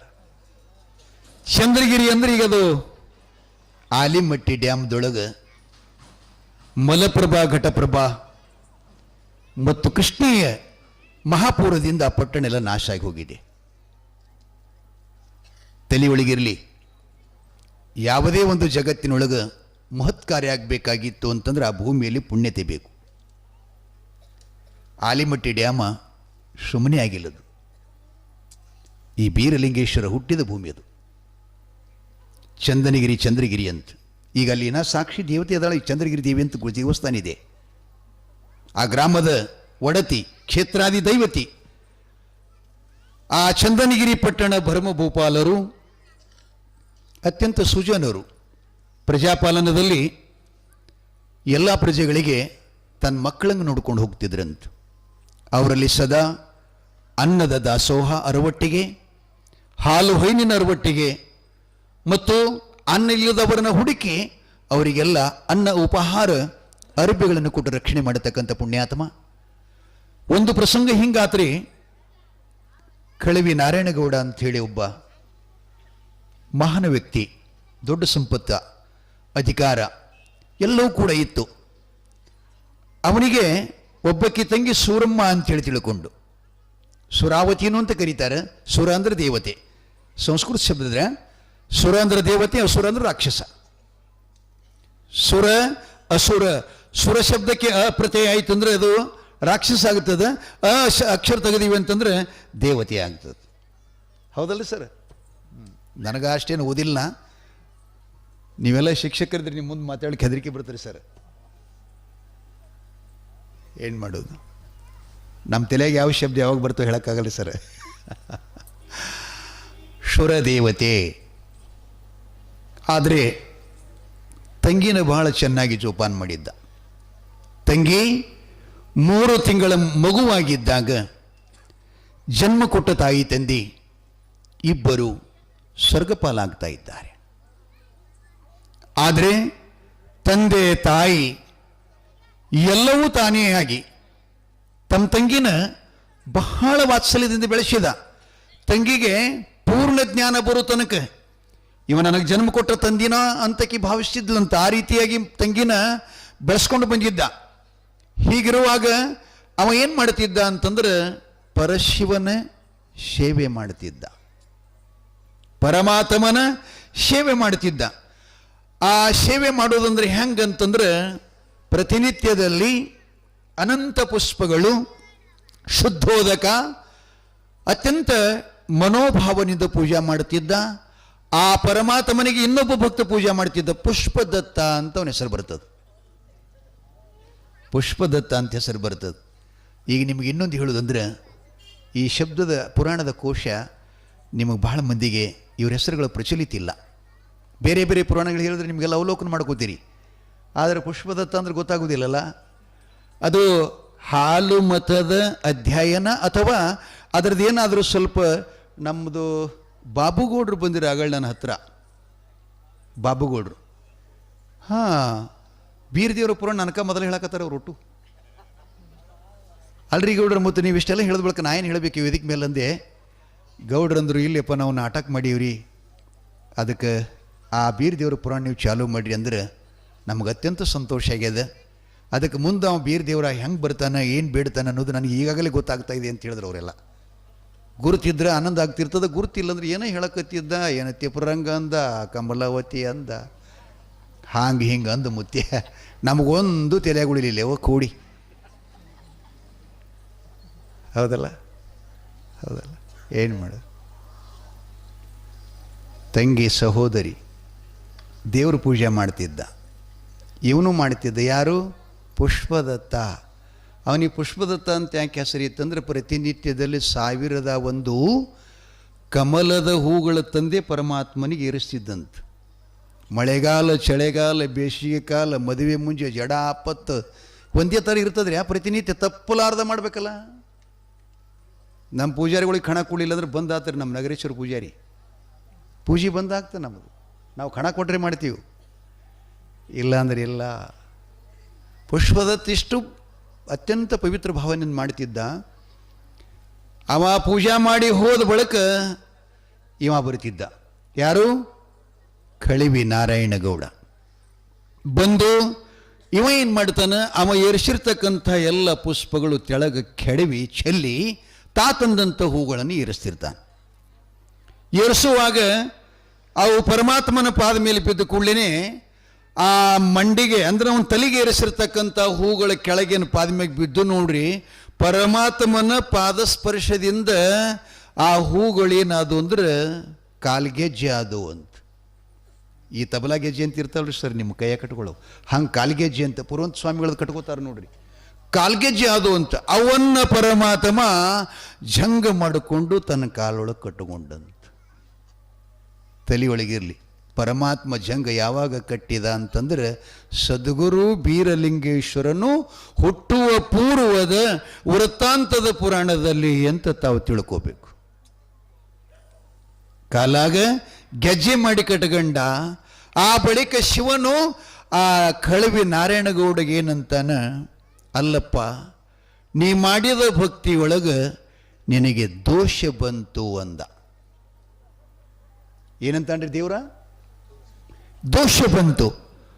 ಈತ ಪೂಜೆಯನ್ನು ನಿಲ್ಲಿಸಿ ಗಾಬರಿಯಾಗಿ ಪರಮಾತ್ಮನಿಗೆ ಕರೆಜೋಡಿಸಿ ಕೇಳ್ತಾನೆ, ಸ್ವಾಮಿ ನನ್ನ ಈ ಪೂಜೆಯಲ್ಲಿ ದೋಷ ಬರಲಿಕ್ಕೆ ನಾನೇನಂಥದ್ದು ತಪ್ಪು ಮಾಡಿದೆ ಅಂತ ಶಿವನಿಗೆ ಪ್ರಶ್ನೆ ಮಾಡ್ತಾ ಇದ್ದಾನೆ. ದೇವನು ಹೇಳ್ತಾನೆ, ಪುಷ್ಪದತ್ತ ಅಂತಕ್ಕಂಥ ಒಬ್ಬ ಮಾನಭಕ್ತ, ನಿರಾಭಾರಿ, ಯಾವ ಫಲಾಪೇಕ್ಷೆ ಇಲ್ಲದನ, ವರಾಪೇಕ್ಷೆ ಇಲ್ಲದನ. ನಿಮ್ಮಂಗೆ ಹರಕೆ ಮಾಡ್ತೀವಲ್ಲ ನಾವೆಲ್ಲ, ಯಪ್ಪ ಈ ಸಲ ನಾ ಹಿಂಗೆ ಮಾಡ್ತೇವೆ ಕರೆಯಪ್ಪ ತಾತ, ನಿನಗಿಷ್ಟು ನಾವು ಇದು ಕೊಡ್ತೀವಿ, ನಮ್ಗೆ ಅದನ್ನು ಚಲೋ ಮಾಡಂತೀವಿ. ನಾವು ಮಾಡ್ತಾನೆ ತಾತ, ಶಕ್ತಿ ಅದ ಮಾಡ್ತಾನೆ, ಪರವಾಗಿಲ್ಲ, ಬೇಡಬೇಡದಂತ ನಾನು ಅಭಿಮತಲ್ಲ, ಬೇಡಬೇಕು. ಆದ್ರೆ ನಿಷ್ಕಾಮ್ಯ ಭಕ್ತಿಯೊಳಗೆ ಮತ್ತು ಕಾಮ್ಯ ಭಕ್ತಿಯೊಳಗೆ ಭಾಳ ಫರಕ್ ಅದು, ಭಾಳ ವ್ಯತ್ಯಾಸ ಅದು. ಅದಕ್ಕೆ ಇದಕ್ಕೆ ನಾವು ಜೋಡಿಸ್ಕೊಂಡು ಹೋದ್ರೆ ಅದು ಯಾವ ಕಾಲಕ್ಕೂ ಕೂಡಂಗಿಲ್ಲ, ಕೊಡುವುದಿಲ್ಲ. ನೋಡಿರ್ಬೇಕಾರೆ ಪಗಾರ ತಗೊಂಡು ಹೋದವನ ಕಿಮ್ಮತ್ತ, ಪಗಾರ ತಗೊಳ್ಳಾರ್ದವನ ಕಿಮ್ಮತ್ತ. ಸುಮ್ಮನೆ ನಿಮ್ಮೊಳಗೆ ಇದು ಮಾಡಿರಿ, ನೀವು ವಿಚಾರ ಮಾಡಿಕೊಡ್ರಿ, ಬಹಳ ಮಹತ್ವದ. ಅದಕ್ಕಾಗಿ ಅವ ದೇವ್ರೇನಂತಾನ, ಯಾವುದೂ ಫಲಾಪೇಕ್ಷೆ ಇಲ್ಲ, ಆ ಬಳಿಕ ನಾ ಇಂಥದ್ದು ಮಾಡ್ತೀನಿ ಅನ್ನೋ ನೆನವಿಲ್ಲ. ನಮಗಿರ್ತಾವ ಏನಂತ, ನಾನು ಗುಡಿಗೆ ಹೋಗ್ತೀನಿ, ನನ್ನಂಗೆ ಯಾರು ದೌಡಿ ಎದ್ದು ಹೋಗಂಗಿಲ್ಲ ಅಂತ ನಾವು ಅಂತೀವಲ್ಲ. ಮಾಡಿದ್ದೇನನ್ನೋದು ಮನದಲ್ಲಿ ಹೊಳೆದರೆ, ಏನ ಮಾಡ್ರಿ ಬೇಕಾದ್ ಮಾಡ್ರಿ, ಆದರೆ ಮಾಡಿದ್ದೇನೆ ಅನ್ನುವ ಭಾವ ಇಲ್ಲದ ಮಾಡಿದ್ರೆ ಅದು ಸ್ವಾರ್ಥಕತೆಯಾಗ್ತದೆ. ಭಾವ ಬಂತು ಅಂತಂದ್ರೆ ಅದು ನಿಷ್ಫಲ ಆಗ್ತದೆ. ಅಂಥ ಒಳ್ಳೆ ಭಾವದ ಪೂಜೆಯನ್ನು ಮಾಡ್ತಕ್ಕಂಥವ ನನ್ನ ಮಂಡಿಗೆ ಏರಿಸಿರ್ತಕ್ಕಂಥ ಹೂವು ಕೆಳಗೆ ಕೆಡುವುದಿಲ್ಲ, ಅದು ಭಂಗ ಆಗಲಿಲ್ಲೇನು? ಏರಿಸಿದವನ ಮನಸ್ಸಿಗೆ ನೋವಾಗುವುದಿಲ್ಲೇನು? ಅದಕ್ಕೆ ನಿನಗೆ ದೋಷ ಬಂತು. ಈ ದೋಷ ನೀನು ಕಳ್ಕೊಂಡ್ರನ ನನ್ನ ಪೂಜೆ ಮಾಡಲಿಕ್ಕೆ ನೀ ಯೋಗ್ಯ. ಏನಂತಾರೆ ದೇವ್ರ? ದೋಷದಿಂದ, ಈ ದೋಷದಿಂದ ನೀ ಮುಕ್ತ ಆದಿ ಅಂದ್ರನ ನನ್ನ ಸೇವಾ ಮಾಡ್ಲಿಕ್ಕೆ ನೀ ಯೋಗ್ಯ. ಮತ್ತು ಇಂಥ ದೋಷ ಇಟ್ಟುಕೊಂಡು ನನ್ನ ಪೂಜೆ ಮಾಡ್ಲಿಕ್ಕೆ ಬರುವುದಿಲ್ಲ. ಹೊಲಸ ಗಂಗಾಳ ತೊಗೊಂಡು ಊಟಕ್ಕೆ ಮಾಡಕ್ಕೆ ಬರ್ತದೇನ್ರಿ? ಹೊಲಸಾದ ಗಡಿಗೆ ಅಡಿಗೆ ಮಾಡಕ್ಕೆ ಬರ್ತದೇನ್ರಿ? ಹೊಲಸಾದ ಕೊಡದಾಗ ನೀರು ತುಂಬಕ್ಕೆ ಬರ್ತೈತೇನ್ರಿ? ಹೊಲಸಾದ ಮನೆಯಾಗ ಮನ್ಕೊಳಕ್ಕೆ ಬರ್ತದೇನ್ರಿ? ಹೊಲಸಾಗದ ಬಟ್ಟೆ ಮೈ ಮೇಲೆ ಉಟ್ಕೊಳಕ್ಕೆ ಬರ್ತದೇನ್ರಿ? ಬರುವುದಿಲ್ಲ. ದೋಷ. ಅವಾಗ ಕಳವಿ ನಾರಾಯಣ ಕೇಳ್ತಾನೆ, ಈ ದೋಷದಿಂದ ನಾನು ಹೇಗೆ ಮುಕ್ತನಾಗಬೇಕು ಅಂತಂದಾಗ ಪರಶಿವ ಹೇಳ್ತಾನೆ, ನಾರಾಯಣ ಗೌಡನೇ, ನೀನು ಕಾಶಿ ಯಾತ್ರೆ ಮಾಡಬೇಕು. ಈ ದೋಷದಿಂದ ನೀನು ನಿವೃತ್ತಿ ಆಗಬೇಕಾದ್ರೆ, ಈ ದೋಷದಿಂದ ನೀ ಮುಕ್ತನಾಗಬೇಕಾದ್ರೆ, ನೀ ಶುದ್ಧ ಆಗಬೇಕಾಗಿತ್ತು ಅಂದರೆ ಪಾದಾಚಾರಿಯಾಗಿ ಕಾಶಿ ಯಾತ್ರೆ ಮಾಡಿ, ಗಂಗಾ ನದಿಯೊಳು ಸ್ನಾನ ಮಾಡಿ, ವಿಶ್ವನಾಥನ ದರ್ಶನ ಮಾಡಿಕೊಂಡು ಆ ಗಂಗಾ ಜಲ ತಂದು ನನಗೆ ಅಭಿಷೇಕ ಮಾಡಿದಿ ಅಂತಂದ್ರೆ ಈ ದೋಷದಿಂದ ನೀನು ಮುಕ್ತನಾಗತಿ ಅಂಥೇಳಿ ಶಿವನು ಆಜ್ಞೆ ಮಾಡುತ್ತಾನೆ. ಪರವಾಗಿಲ್ಲ ಸ್ವಾಮಿ, ನೀನು ಹೇಳಿದ್ದ ಕಾರ್ಯ ಶೀಘ್ರವಾಗಿ, ಅತ್ಯಂತ ತೀವ್ರವಾಗಿ, ಬೇಗವಾಗಿ ನಾ ಮಾಡ್ತೀನಿ. ಆದರೆ ನಾನು ಕಾಶಿ ಯಾತ್ರೆ ಮಾಡಿಕೊಂಡು ಪಾದಾಚಾರ್ಯಾಗಿ ಬರೋ ತನಕ ಎಷ್ಟು ವರ್ಷ ಹೋಗ್ತದೆ ಗೊತ್ತಿಲ್ಲ. ಈಗ ನಾವು ಗಾಡೀಲಿ ಹೋಗ್ಬೇಕಾದ್ರೂ ಒಂದು ರಾತ್ರಿ 2 ಹಗಲು ಬೇಕಲ್ರಿ, ಇಷ್ಟು ಹೋಗ್ತದೆ. ಇನ್ನು ನಡ್ಕೋತಂದ್ರೆ ಎಷ್ಟು ವಿಚಾರ ಮಾಡ್ರಿ. ಆ ಬಳಿಕವ ನಾರಾಯಣನಂತನ, ಯಪ್ಪ ನಾನು ಕಾಶಿ ಯಾತ್ರೆ ಮಾಡಿಕೊಂಡು ಗಂಗಾಜಲ ತಗೊಂಡು ಬರೋ ತನಕ ನಿನ್ನ ಸೇವಾ ಯಾರು ಮಾಡೋರು? ನಿನ್ನ ಪೂಜೆ ಯಾರು ಮಾಡೋರು? ಅಂದ ಕೂಡಲೇ ಪರಮಾತ್ಮ ಅಂತಾನೆ, ಸ್ವಲ್ಪ ಹೊರಗಡೆ ಹೋಗಿ ನೋಡು, ಯಾರೇ ನಿನಗೆ ಸಿಕ್ಕರು ಅಂದರೆ ಅವ್ರು ನಿಶ್ಚಯ ಮಾಡು, ಅವ್ರು ಮಾಡ್ತಾರೆ, ನೀ ಹೋಗಿ ಬಾ ಅಂತ ವಿಚಾರ ಮಾಡೋದ್ರೊಳಗನ ಇವರು ಬರ್ತಾರೆ. ಯಾರು? ಭರಮ ಭೂಪಾಲ, ಆಕಾಶ ಭರಮದೇವರ. ನೋಡಿದ ಕೂಡಲೇ ನಾರಾಯಣನಿಗೆ ಸಂತೋಷ ಆಗುತ್ತದೆ. ನೀನು ಯಾರು ಅಂತ ಕೇಳ್ತಾರೆ. ನಾನು ಚಂದನಗಿರಿಪುರದ ಅರಸ, ನನ್ನ ಹೆಸರು ಭರಮಭೂಪಾಲ. ಪರವಾಗಿಲ್ಲಪ್ಪ, ನಂದೊಂದು ಸಣ್ಣ ಕೆಲಸ ಇದೆ, ನೀನದನ್ನು ಮಾಡಿದರೆ ನಿನಗೆ ನಾನು ಬೇಡಿದ್ದು ಕೊಡ್ತೀನಿ ಅಂದ. ಏನಂತಾನ್ರಿ? ನಾನು ಬೇಡಿದ್ದು ಕೊಡ್ತೀನಿ. ಪರವಾಗಿಲ್ಲ, ಏನದು ಅಂತ ಕೇಳ್ತಾನೆ ಅವ. ನಾನು ಕಾಶಿ ಯಾತ್ರೆಗೆ ಹೋಗಬೇಕು, ಗಂಗಾಜಲ ತರಬೇಕು, ದಿನಗಳು ಭಾಳ ಹೋಗ್ತಾವ, ಅದಕ್ಕೆ ನಾನು ಬರೋವರೆಗೆ ದೇವರ ಪೂಜೆ ನೀನೇ ಮಾಡಬೇಕು ಅಂತ ಹೇಳಿದಾಗ ಇವ ಹೇಳ್ತಾನೆ, ನೋಡಪ್ಪ, ನನ್ನ ಮದುವೆ ಆಗಿಲ್ಲ, ನಾನಿನ್ನ ಬ್ರಹ್ಮಚಾರಿ ಇದ್ದೀನಿ, ನನಗೆ 25 ವರ್ಷ, ಲಗ್ನ ಆಗಿಲ್ಲ. ಅಂದ ಬಳಿಕ ಯಾವುದೇ ಕಾರ್ಯದೊಳಗೆ ನಾವು ಪ್ರವೇಶ ಆಗಬೇಕಾಗಿತ್ತು ಅಂತಂದ್ರೆ ಒಂದು ಆಶ್ರಮಕ್ಕೆ ನಾವು ಎಲ್ಲರೂ ಹೆತ್ತರಿಬೇಕು. ಯಾಕ್ರಿಪ್ಪ? ಗೃಹಸ್ಥಾಶ್ರಮರಿರಬೇಕೊಂದು, ಸನ್ಯಾಸಾಶ್ರಮರಿರಬೇಕೊಂದು, ವಾನಪ್ರಸ್ಥರಿರಬೇಕೊಂದು, ಇನ್ನು ಗೃಹಸ್ಥನಾಗರಿರಬೇಕೊಂದು. ಈ 4 ಆಶ್ರಮಕ್ಕೆ ವ್ಯತಿರಿಕ್ತವಾಗಿ ಯಾವ ಕಾರ್ಯದಲ್ಲೂ ಕೂಡ ಹೋಗಲಿಕ್ಕೆ ನಾನು ಯೋಗ್ಯನಲ್ಲ, ಅಯೋಗ್ಯ. ಸುರ್ಗ್ಯಾಗದ ಮದಿ ಅಲ್ಲಾರದು ಕರ್ಕೋತೀರೇನು? ಲಗ್ನದಾಗ ಯಾರಿಗಾರ ಸುರ್ಗ್ಯಾಗ ಕರ್ಕೋತೀರಿ ಮದಿ ಲಗ್ನ ಅಲ್ಲಾರದವ್ರಿಗೆ? ಇಲ್ಲ. ಹಂಗೆ ಇವ ಹೇಳ್ತಾನೆ, ನಾನು ಲಗ್ನ ಆಗಿಲ್ಲ ಅಂತಂದ ಕೂಡಲೇ ಇವ ಅಂತಾನೆ, ನನಗೆ ಏಕೈಕ್ಯ ವಾತ್ಸಲ್ಯದ ಒಬ್ಬಳು ತಂಗಿ ಅದಾಳ, ಅದು ಕೊಡುತ್ತೇನೆ, ನೀನು ಲಗ್ನ ಆಗು. ಸತಿಪತಿಗಳೊಂದಾಗಿ ಪರಮಾತ್ಮನ ಸೇವೆ ಮಾಡಿ ನಾನು ಕಾಶಿಯಾತ್ರೆಗೆ ಹೋಗ್ತೀನಿ ಅಂತಿರ್ತಾಳ ಅಂದ. ಆದ್ರೆ ಕಳವಿ ನಾರಾಯಣನ ನಗರಿ ಪಟ್ಟಣದೊಳಗೆ ಅವನ ಧರ್ಮ ಪತ್ನಿ ಲಕ್ಷ್ಮಿ ಅಂತ ಬರ್ತಾಳ. ನಾರಾಯಣನ ಹೆಂಡತಿ ಲಕ್ಷ್ಮಿ ಅಂತ ಬರ್ತಾಳ. ಆ ಲಕ್ಷ್ಮಿಗೆ ಮತ್ತು ನಾರಾಯಣಗೌಡನ ತಂಗಿಯಾಗಿರತಕ್ಕಂಥ ಸೂರಮ್ಮಗ, ಸುರಾವತಿಗೆ ಒಂದಿಷ್ಟು ಸ್ವಲ್ಪ ಕಲಹ ಆಗಿತ್ತು. ಕಲಹ ಅಂದ್ರೆ ಗೊತ್ತಾಗ್ತದಿಲ್ರಿ, ಜಗಳ, ವೈಷಮ್ಯ, ಒಬ್ಬರಿಗೊಬ್ಬರು ಮನಸ್ಸು ಗದ್ದಲಾಗಿತ್ತು. ಏನು ಗದ್ದಲ ಅಂದ್ರೆ, ದೊಡ್ಡ ಮನೆತನ, ಊರು ಗೌಡ್ರು, ಮಾಲಿಗೌಡ್ರು, ಅವರು ಇಷ್ಟೆಲ್ಲ ವತನ ಸಂಪತ್ತ ಎಲ್ಲ ಇದ್ರೂ ಕೂಡ ಅಣ್ಣನ ಕೈ ಹಿಡಿದು ಬಂದಂಥ ಹೆಂಡತಿ ಏನದಾಳಲ್ಲ ಅತ್ತಿಗೆ, ಆಕಿ ಸ್ವಲ್ಪ ಕುರೂಪಿ ಇದ್ಲು. ಕುರೂಪಿ ಅಂದರೆ ದಾನ ಗೊತ್ತಿಲ್ಲ, ಧರ್ಮ ಗೊತ್ತಿಲ್ಲ, ಮರ್ಯಾದೆ ಗೊತ್ತಿಲ್ಲ, ವಿನಯ ಇಲ್ಲ, ಇನ್ನೊಬ್ಬರ ಗುಡೆ ತಾಗಿ ಬಾಗಿ ನಡೆಯುವ ಸಂಸ್ಕಾರ ಇಲ್ಲ, ಭಾಳ ಶಟಿ ಇದ್ಲರೇಕಿ. ಹಾಗಾಗಿ ಈ ಸಂಸ್ಕಾರವನ್ನು ಸೂರಮ್ಮ ದೇವಿಗೆ ಆಗಿ ಬರ್ತಿತ್ತಿಲ್ಲ. ಹಾಗಾಗಿ ಒಂದು ಸಲ ಏನಂದ್ಳು, ನೂರಾರು ಭಿಕ್ಷುಕರು ಅವ್ರ ಮನೆ ಮುಂದೆ ಬಂದು ನಿಂತ್ಕೊಂಡು ಖಾಲಿನೇ ಹೋಗ್ಬೇಕು, ಹಂಗೆ ಒಂದು ತುತ್ತು ಅನ್ನ ಎತ್ತು ನೀಡ್ತಾ ಇದ್ದಿತ್ತಿಲ್ಲ. ಒಂದು ಸಲ ಸೂರಮ್ಮ ದೇವಿ ಏನಂದೇಳಂತ್ರಿ, ಅತ್ತಿಗೆಯವರೇ, ನಮ್ಮ ಅಣ್ಣನ ಮನೆ ತುಂಬಲು ಬಂದದ, ನೀನು ನಮ್ಮ ನಗರಿ ಪಟ್ಟಣದ ಮಹಾಮನೆಯ ಗೃಹಲಕ್ಷ್ಮಿ ತಾಯಿ, ಆದ್ದರಿಂದ ನಿನ್ನಲ್ಲಿ ಒಂದೆರಡು ಮಾತನ್ನು ಮಾತಾಡಬೇಕಂತ ಹಂಚ್ಕೋಬೇಕಂತ ನನ್ನ ಅಭಿಪ್ರಾಯ ಇದೆ, ನನಗೆ ಅನುಮತಿ ಕೊಡ್ತೀಯ? ಪರವಾಗಿಲ್ಲ ಹೇಳಮ್ಮ. ಏನಿಲ್ಲ, ದೊಡ್ಡವರ ಮನೆಗೆ ಸೊಸೆಯಾಗಿ ಬಂದ ಬಳಿಕ ಪೂರ್ವಜರು ಮಾಡಿಟ್ಟಂಥ ಸಂಪತ್ತು, ಪೂರ್ವಜರು ಗಳಿಸಿಟ್ಟಂಥ ಧನಕನಕಾದಿಗಳು, ಪೂರ್ವಜರು ಮಾಡಿಂಟ ಈ ಭೂಮಿ ಸೀಮೆಗಳು, ಅದನ್ನು ವಿನಿಯೋಗ ಆಗಬೇಕು. ವಿನಿಯೋಗ ಆಗ್ಬೇಕಂದ್ರೆ ದಾನ ಧರ್ಮ ಅತಿಥಿ ದಾಸೋಹ ಆಗಬೇಕು. ನಾನು ಕಣ್ಣಾರೆ ನೋಡ್ತಾ ಇದ್ದೀನಿ, ಮನೆಗೆ ಬಂದವ್ರನ್ನ ಒಂದು ತುತ್ತ ಅನ್ನ ಸಹಿತ ನೀಳಾರ್ದ ಕಳಿಸ್ತಾ ಇದ್ದಿ ತಾಯಿ, ನೀನು ಮಾಡಿದ್ದು ನಿನ್ನ ಹೆಣ್ಣ ಜನ್ಮಕ್ಕೆ ಉಚಿತವೇ, ಸರಿಯೇ ಅಂತ ಕೇಳ್ತಾ ಇದ್ದಾಳೆ.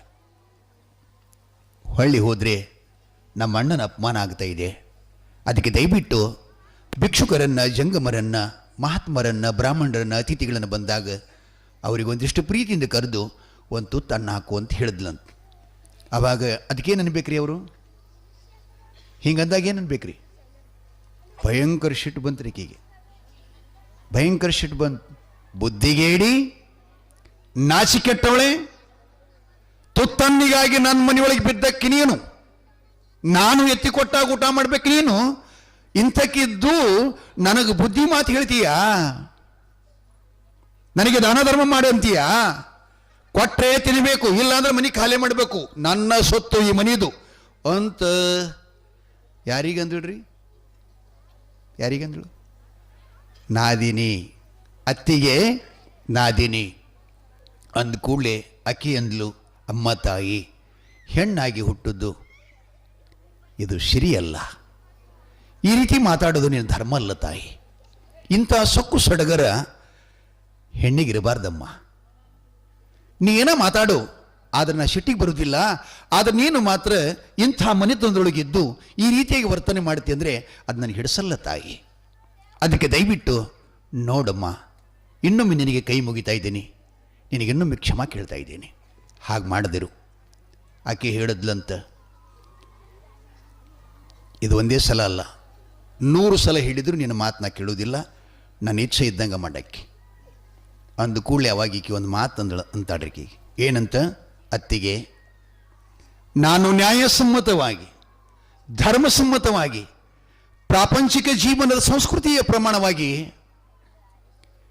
ಇಂಥ ಧರ್ಮದ ಮಾತು ಹೇಳಿದರೆ ಇಷ್ಟು ಸೊಕ್ಕಿನಿಂದ ಮಾತಾಡ್ತೀಯಲ್ಲ ಅಂದ ಬಳಿಕ ಇಂದಿಲ್ಲ ನಾಳೆ ಲಕ್ಷದಗಿಡ್ರೆ ಆಕೇನಂತಾಳ, ಇಂದಿಲ್ಲ ನಾಳೆ ಒಂದು ದಿನ ಈ ಕಾಲ ಹಿಂಗೆ ಇರುವುದಿಲ್ಲ, ಇದು ಆವರ್ತನಶೀಲ ಜಗತ್ತದು, ಈಗಿದ್ದದ್ದು ಇನ್ನೊಂದು 5 ನಿಮಿಷಕ್ಕೆ ಇರುವುದಿಲ್ಲ, ಅದು ಬದಲಾಗ್ತದೆ. ನಾ ಮೊದಲನೇ ಪುರಾಣಕ್ಕಿದ್ದಾಗ ಇಟ್ಟೆಲ್ಲ ಬೆಳಗಾಗಿತ್ತಿಲ್ಲ ರೀ, ಇನ್ನೂ ಸ್ವಲ್ಪ ಖರ್ಖರ್ಗಿದ್ದು, ಈಗೆಲ್ಲ ಪೂರ ಬೆಳಗ್ಗೆ ಆಗ್ತಾವೆ ಸ್ವಭಾವದ. ಭಾಳ ಮಂದಿ ಅಂದರು ನನಗೆ ಮುಖ್ಯ ಏನೋ ಸಣ್ಣವದೀನಿ, ಅವು ಬೆಳಗಾಗೋದಕ್ಕೆಲ್ಲ ಖರಂದು ಹಚ್ಚಲ್ಲಂದ್ರು ಅವರು, ಕಪ್ಪದ ಹಚ್ಚಂದ್ರು ಅವರು. ನಾ ಹೇಳಿದೆ ಹಸುಗೊಂಡಂದ್ರೆ ಅವು ಬೆಳಗಾಗಂಗಿಲ್ಲ ಅಂತ ಕೇಳಿದೆ ನಾನು. ಅವ್ರು ಹೇಳಿದ್ರು ಇಲ್ಲ, ಬೆಳಗಾಗದ್ದು ಹಿಂದಿರ್ತಾವ, ಕಪ್ಪಿದ್ದದು ಮುಂದೆ. ಅದಕ್ಕೆ ಹಸಗೋಬೇಕು, ಅದಕ್ಕೆ ಒಳ್ಳೆದು, ಇದರಿಂದ ಆಗೋದೇನು, ಇದೇನು ಮಾಡ್ತದೆ ಪುರಾಣ ಹೇಳ್ತದ್ರೆ ಹೇಳ್ತಾನೆ ರೀ ಸರ್, ಹೇಳಲ್ಲ. ಇದೇನು ಮಾಡ್ತದೆ ಹೇಳಿ, ಕೂದಲು ಏನು ಮಾಡ್ತದೆ ಹೇಳ್ರಿ, ಏನೂ ಮಾಡಲ್ಲ, ಸೊಮ್ಮು ಅದು ಒಂದು ಥರ ಇರ್ತದೆ, ಇರಲಿ ಅದು ಅದರ ಗುಣ ಹೆಂಗದು ಹಂಗಾಗಲಿ ಪರವಾಗಿಲ್ಲ. ಏನು ಹೇಳಕತ್ತಿದ್ನ ಬಸವಣ್ಣಪ್ಪ ನಗತಾನ, ಅವನಕ್ಕಂದ್ರೆ ಎಲ್ಲ ನೆನಪಾಗ್ತಾವ್ರಿ. ಮುಂದೊಂದು ದಿನ ಆಕೆ ಅಂದ್ಲು, ಇದ ಸಮಯ ಹಿಂಗಿರಂಗಿಲ್ಲ, ಮುಂದೊಂದು ದಿನ ಏನಾದರೂ ಪರಮಾತ್ಮ ನನಗೆ ಒಳ್ಳೆ ಗಂಡ ವರನನ್ನ ಸಿಕ್ತು ಅಂದ್ರೆ ಅವನ ಜೊತೆ ಬಾಳ್ವೆ ಮಾಡಿ ಪರಮಾತ್ಮನ ಕೃಪೆಯಿಂದ ಹೆಣ್ಣು ಹುಡುತು ಅಂದ್ರೆ, ಆಕೆ ಏನೋ ಮಾತು ಕೇಳ್ರೆ ಯಾರಲ್ಗತ್ತಾರ, ಇದು ಬೀರದೇವರ ತಾಯಿ ಸೂರಮ್ಮ ದೇವಿ ತವರೂರಿನಲ್ಲಿದ್ದಾಗ ಅಣ್ಣನ ಹೆಂಡತಿ ಜೊತೆಯಲ್ಲಿ ಶಪಥ ಮಾಡ್ತಾಳೆ, ಆಕೆ ಪ್ರಮಾಣ ಮಾಡ್ತಾಳೆ ಏನಂತ, ಮುಂದೊಂದು ದಿನಗಳಲ್ಲಿ ಅಂತ ಸದ್ಗುಣಶಾಲಿ ಪತಿರಾಯ ನನಗೆ ದೊರೆತ್ರೆ ಹೆಣ್ಣು ಹುಟ್ಟಿತು ಅಂದ್ರೆ, ನಿನಗೆ ಪರಮಾತ್ಮ ಗಂಡ ಕೊಟ್ಟಿದ್ದ ಅಂದ್ರೆ ನಾನು ಹೆಣ್ಣಿನ ಹಚ್ಚಿ ಆ ನಿನ್ನ ಗಂಡನ್ನು ಕರಗಿಸಿ ಮದುವೆ ಮಾಡಿಕೊಂಡು ಆಗಲಾದರೂ ನಿನ್ನ ಸೊಕ್ಕು ಮುರಿತೀನಿ. ಇಲ್ಲ, ದೇವಾದಿದೇವ ಪರಮೇಶ್ವರನು ನನಗೆ ಒಂದು ವೇಳೆ ಗಂಡು ಮಗನ ಕೊಟ್ಟಿದ್ದ ಅಂತಂದ್ರೆ, ನಿನಗೆ ಹೆಣ್ಣು ಹುಟ್ಟಿತ್ತು ಅಂತಂದ್ರೆ ಆಕಿನ ಕಟ್ಕೊಂಡೊಯ್ದು ಲಗ್ನ ಆಗಿ ನಿನ್ನ ಹೆಡಮುರುಗಿ ಕಟ್ಟಲಿಲ್ಲ ಅಂದ್ರೆ ನಾ ನಗರಿ ಪಟ್ಟಣದ ಕಳಿವಿ ನಾರಾಯಣನ ತಂಗಿನಿ ಅಲ್ಲ ಅಂತಂದಳಂತ. ನಗರಿ ಪಟ್ಟಣದ ಗೌಡನ ತಂಗಿನ ಅಲ್ಲ, ಹಿಂಗ ಪ್ರತಿಜ್ಞೆ ಮಾಡಿದಕ್ಕಿ ಅಂದು ಕೂಡ್ಲಿಕ್ಕಿ ನಗುತ್ತಾಡ್ರಿ, ಕಲ ಕಲ ಕಲ ಏ ಹುಚ್ಚಿ ಅಂದ್ಲಕ್ಕಿ.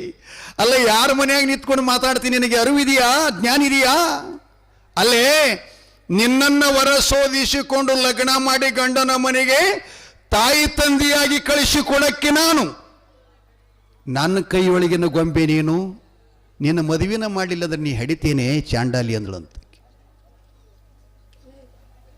ಯಾರ ಕೈಯಾಗಿನ ಮಾತ್ರಿ, ನಿನಗೆ ಲಗ್ನನ ಮಾಡಿಕೊಳ್ಳಿದ್ರೆ ಹಡಿತೆ ಹಂಗಂತ ಇಟ್ಟು ಶಪಥ ಮಾಡಿ ಅವರಿಗೆ ಸ್ವಲ್ಪ ಏನಾಗಿತ್ತು ರೀ, ಸ್ವಲ್ಪ ಕಲಹ, ದೂರಾಗಿದ್ರು ಇಬ್ಬರು. ಮನೆಯಾಗಿದ್ರು ಖರೆ ದೂರಿದ್ರು, ಮಾತಿನಿಂದ ಮನಸ್ಸಿನಿಂದ ದೂರಿದ್ರು. ಆ ಪ್ರಸಂಗದಲ್ಲಿ ಕಳಿವಿ ನಾರಾಯಣ ಮನೆಗೆ ಬಂದು ತಂಗಿನ ಹೇಳ್ತಾನೆ, ತಂಗಿ ನಿನ್ನ ಒಳ್ಳೆಯ ದಿನ ಕೂಡಿ ಬಂತು, ನಿನ್ನ ಮಾಂಗಲ್ಯದ ಸೌಭಾಗ್ಯ ಕೂಡಿ ಬಂತು. ಅದಕ್ಕೆ ನಮ್ಮವ್ರು ಹೇಳ್ತಾರೆ, ಯಾರೇನು ಮಾಡುವರೋ ಯಾರಿಂದಲೇ ಏನಾಗದು, ಪೂರ್ವ ಜನ್ಮದ ಕರ್ಮ ಇದೀವನ್ನ ಬಿಡದು. ಅಮ್ಮ, ಯಾವ ವರವನ್ನು ಶೋಧಿಸಬೇಕು, ಎಂಥವನ್ನ ಕೊಡ್ಬೇಕಂತ ನಾನು ತಾಯಿ ತಂದೆ ಹುಟ್ಟಿದಾಗಿನ ತೀರ್ಕೊಂಡ್ಮೇಲೆ ನಿನ್ನ ಈ ಬಾಳೆಯ ಮರದಂತೆ ಬೆಳೆಸಿದ ಮಗುವನ್ನ ನಾನು ನೋಡ್ತಾ ಇದ್ದೆ. ಆದರೆ ದೇವರು ನಿನಗೆ ಒಳ್ಳೆಯ ವರ ಕಲ್ಪಿಸಿಕೊಟ್ಟಂತಂಗಿ ಚಂದನಗಿರಿ ಪಟ್ಟಣದ ಮಹಾರಾಜ ಭರಮದೇವರ ಬ್ರಹ್ಮ ಭೂಪಾಲ ಅವನ ಧರ್ಮಪತ್ನಿಯಾಗಿ ಅರಮನೆ ಸೇರುವಂಥ ಸಮಯ ಒದಗಿ ಬಂತು ತಂಗಿ. ಅದಕ್ಕೆ ನೀನು ಲಗ್ನ ಮಾಡಿ ಕೊಡ್ತೀನಿ ಅಂತ ಹೇಳಿದಾಗ ಹೆಂಡತಿ ಹೊಟ್ಯಾಗ ಬೆಂಕಿ ಚೆಲ್ತು.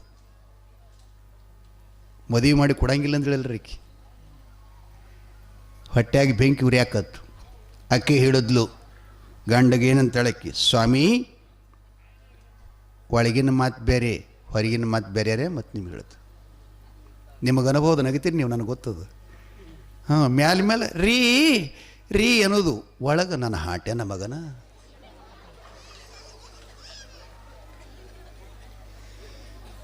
ಎಷ್ಟು ದಿನ ಮೂಲ ಮಾಡಿ ಹಿಡ್ದಾರೋ, ನಾನು ಹಿಡಿದ ಮೇಲೆ ಕೂತಿದ್ದೇನು ಹಿಂಗೈತಿರ್ಲಿ. ಒಳಗಿಂದಕ್ಕಿಗೆ ಏನಿತ್ತಂದ್ರೆ ಮದುವೆ ಮಾಡಿ ಕೊಡಬಾರ್ದಂತ ಹೊಟ್ಟೆಯಾಗಿತ್ತು. ನಾಲ್ಗಿ ಮ್ಯಾಗೇನಿತ್ತಂದ್ರೆ ಸ್ವಾಮಿ ಸೂರಮ್ಮ ಇನ್ನೂ ಹಸುಗೂಸು, 18-19 ತುಂಬಿದ ಮಗಳು, ಇನ್ನಾಕಿಗೆ ಸಂಸಾರದ ಪರಿಪೂರ್ಣ ಜ್ಞಾನ ಬಂದಿಲ್ಲ.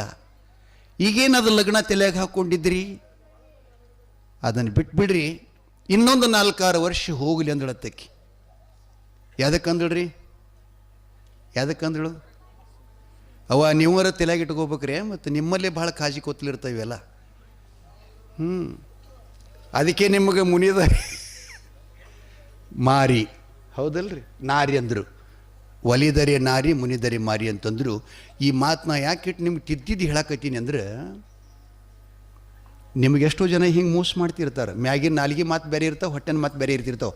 ಆ ಪರಿಜ್ಞಾನ ನಿಮ್ಮೆಲ್ಲರಿಗೆ ಬರಲಿ, ನಿಮ್ಗೆ ತಿಳುವಳಿಕೆ ಬರಲಿ ಅಂತ ಹೇಳಕತ್ತೀನಿ ನಾನು. ಅಣ್ಣನ ಹೆಂಡತಿ ಅಂದ್ರೆ ಜನ್ಮ ಕೊಟ್ಟ ತಾಯಿ ಸಮಾನಳು. ನಾಲ್ಗಿ ಮೇಲೆ ಏನಂತಳಕಿ, ಗಂಡ ಮಾತಿ ಕರಗಬೇಕವ. ನಾನು ಹೆಂಡತಿ ನಮ್ಮ ತಂಗಿ ಸಲುವಾಗಿ ಎಷ್ಟು ಒಳ್ಳೆ ಮಾತನ್ನು ಹೇಳ್ತಾಳಪ್ಪ, ಇಂಥ ಎಳಿ ಖುಷಿ ಲಗ್ನ ಮಾಡಿ ಕೂಡ ಚಲೋದಲ್ಲ ಬಿಡಬೇಕಂತ ಅವ ಅನ್ಬೇಕಂಗ. ಹಂಗೆ ಹೇಳೋರು ಅದಾರ. ಇವ್ರಿಗೇನಂತಾರಂದ್ರೆ ಕಿವಿ ಊದವ್ರು ಅಂತ ಕರೀತಾರೆ. ನಿಮ್ಮ ಕಡೆ ಇರ್ಲಿಕ್ಕಿಲ್ಲವ, ಆ ಕಡೆ ಹೇಳ್ತೀನಿ ನಾನು. ಅಲ್ಲ, ನಮ್ಮ ಕಡೆ ಬೈತಿರ್ತಾರ, ತಾಯಿಂದ್ರೆ ಮಕ್ಕಳಿಗೆ ಬೈತಿರ್ತಾರೆ, ನನ್ನ ಹಾಟ್ಯ ಏನು ಓದಿ ಹೇಳೋ ನೆನೆ ಕಿವಿಯಾಗ. ತಾಯಿ ತಂದು ಬೈತಿರ್ತಾರೆ ಹಿಂಗೆ. ಮುತ್ಯ ತೆಲಿಗೆ ಏನೋ ತಂದು ವರ್ಷದಂಗೆ ಮಾಡಿದಳು, ಅಂದಿನ ಹಿಡದೆ ನನ್ನ ಮಗ ನಮಗೆ ಹಿಂಗೆ ಮಾಡಕತ್ತಾರ. ನಮ್ಮ ಕಡೆ ಧಾರಾ ಚೀಟಿಗಡುಗಳು ಬರ್ತಿರ್ತಾರೆ, ಹಿಂಗಂತಾರೆ. ನಾವೇನು ಮಾಡ್ಬೇಕ್ರಿ, ಆ ತೆಲಿದೆಲ್ಲ ತೊಳೆದು ತೆಗಿಬೇಕ್ರೆ. ಇದು ನಿಮ್ಮ ಒಣ ಭ್ರಾಂತಿ ಅದ, ಸಂಶಯ ಅದ. ಹಂಗೆ ಜಗತ್ತಿನೊಳಗೆ ಒಬ್ರಿಗೊಬ್ರು ಮಾಡಿದ್ರೆ ಯಾರೂ ಬದುಕು ಕೊಡ್ತಿತ್ತಿಲ್ಲ. ಬ್ಯಾಡಾಗಿ ದೋಸ್ತು ಅವಾಗ ನಾಶ ಮಾಡ್ತಿದ್ರು. ಯಾರ ಕೈ ಇಲ್ಲದು ಮಾಡ್ದಂಗೆ ಅನ್ನಿಸ್ತದ. ಆದರೆ ಅವ ಒಬ್ಬನೇ ಸಾಕ್ಷಿ, ಕರೆಯಪ್ಪ ತಾತ. ಅವನ ಮೇಲೆ ಶ್ರದ್ಧಾ ಇಟ್ಟರೆ ಯಾವ ಚೇಡಿನೂ ಇಲ್ಲ, ಚಿಪಾಟಿನೂ ಇಲ್ಲ. ಹಿಂಗೆ ಹೇಳೋದು. ಆದ್ರೆ ಗಂಡಕ್ಕಿನ ಮಾತಿಗೆ ಕಿವಿ ಸೋತ್ಬಿಟ್ಟ. ಹೌದು, ನಿನ್ನ ಮಾತು ಸತ್ಯ, ಆದ್ರೆ ನನಗೆ ದೋಷ ಬಂದದ, ಈಗ ಹೆಂಗೆ ಮಾಡಬೇಕು? ನೀ ಹೇಳಿದ್ದ ಮಾತನ್ನು ಕೇಳ್ಕೊಂಡು ನಾನು ನಮ್ಮ ತಂಗಿನಿಗೆ ಮದುವೆ ಮಾಡಬಾರ್ದು, ನಿನ್ನ ಲಗ್ನ ಮಾಡಬಾರ್ದು, ನಿಜ ಸತ್ಯ. ಆದರೆ ನನಗೆ ದೋಷ ಬಂದಿದೆ, ಪರಮಾತ್ಮನ ಪೂಜೆ ಮಾಡ್ಲಿಕ್ಕೆ ನಾ ಯೋಗ್ಯಿಲ್ಲ. ಅದಕ್ಕೆ ಕಾಶಿ ಯಾತ್ರೆ ನಾನು ಪಾದಾಚಾರಿಯಾಗಿ ಪ್ರಾರಂಭ ಮಾಡಬೇಕು. ಬರುವವರೆಗೆ ಪೂಜೆ ಮಾಡೋರಂಥವ್ರು ಯಾರಿಲ್ಲ. ಲಗ್ನ ಮಾಡಿ ಕೊಟ್ಟರೆ ಪೂಜೆ ಮಾಡ್ತಾನೆ, ಇಲ್ಲಂದ್ರೆ ಪೂಜೆ ನಿಲ್ತದ. ನನ್ನ ದೋಷ ಅದು ಕಳ್ಕೊಳಕ್ಕೆ ಸಾಧ್ಯ ಏನು? ಏನ ಆಗಲಿ, ಒಟ್ಟಾರೆ ಲಗ್ನ ಮಾಡೇ ಬಿಡೋಣ ಅಂಥೇಳಿ ಅದಂತಾರೆ ನೋಡ್ರಿ. ಯೋಗ ಬಲ, ದೈವ ಬಲ, ಕಂಕಣ ಬಲ, ಇವು ಮೂರೂ ಕೂಡ್ದು ಅಂದ್ರೆ ಯಾರೂ ಹತ್ತುವುದಿಲ್ಲ. ತಾಯಿ ತಂದೆ ಹತ್ತುವುದಿಲ್ಲ, ದೈವ ಹತ್ತುವುದಿಲ್ಲ, ಯಾರು ಹತ್ತುವುದಿಲ್ಲ. ಆ ಕ್ಷಣದಲ್ಲಿನ ಆ ಶುಭ ಮುಹೂರ್ತ, ಶುಭ ಮಂಗಲಂ ಸಾವಧಾನ ಆಗೇ ಬಿಡುತ್ತದೆ, ಆಗೇ ಬಿಡುತ್ತದೆ. ಬಂಧುಗಳೇ, ಸೂರಮ್ಮ ದೇವಿಯನ್ನು ಭರಮದೇವರಿಗೆ ಕೊಟ್ಟು, ನಮ್ಮ ಹಾಡುಗಾರು ಹೇಳ್ತಾರೆ, ಹಾದಿಗೆ ಹಂದ್ರಾಕಿ ಬೀದಿಗೆ ಚಳಿ ಕೊಟ್ಟು, ದೈವ ಸಾಕ್ಷಿಯಾಗಿ ಮದುವೆ ಲಗ್ನ ಮಾಡಿಕೊಡ್ತಾನೆ. ಅದು ಹೆಂಗಾಗಿತ್ತು ಅಂತಂದರೆ, ಬಂಗಾರದ ಉಂಗುರಕ್ಕೆ ಅಥವಾ ಮೂಗಿನೊಳಿರತಕ್ಕಂಥ 5 ಮುತ್ತಿನ ಮೂಗುತಿಗೆ ಹಚ್ಚಿದಂಥ ಹರಳಿನಂತೆ. ಅಂದರೆ ಗಂಡ ಹೆಂಡತಿ ಬಾಂಧವ್ಯ ಹೇಳ್ತೀನಿ ನಿಮಗೆ, ವರಗಳ ಜೋಡಣೆ ಹೇಳ್ತೀನಿ ನಿಮಗೆ. ಹಂಗೆ ಕೂಕೋತು ಸೂರಮ್ಮ ಪತಿಯ ಕೈ ಹಿಡಿದು ಮಾಂಗಲ್ಯ ಸ್ವೀಕರಿಸಿ ನಮಸ್ಕರಿಸಿ ಪತಿ ಮನೆಗೆ ಬರ್ತಾ ಇದ್ದಾಳೆ ಚಂದನಗಿರಿಗೆ. ದೊಡ್ಡ ಕಥೆಯದ, 15 ದಿವಸ ನಾನು ಮುಗಿಯಲ್ಲ, ಆದರೂ ನಾನು ನಿಮಗೆಲ್ಲ ಮುಖ್ಯಾಂಶ ಹೇಳ್ತಾ ಇದ್ದೀನಿ. ಚಂದನಗಿರಿಗೆ ಬಂದಳು. ಚಂದನಗಿರಿ ಪಟ್ಟಣದ ಅಗಶೆ ಬಾಗಿಲಕ್ಕೆ ಹಣಿ ಹೆಚ್ಚಿ ನಮಸ್ಕಾರ ಮಾಡಿದ್ಲು. ಯಾರು ಮಾಡಿರಿ ಅವು ಕೈ ಎತ್ತರಿ ನೋಡಿ ಅಕ್ಷಿ ಬಾಗಿಲ್ಕ ಹೊಸದಾಗಿ ನಡ್ಲಿಕ್ಕೆ ಬಂದವರು.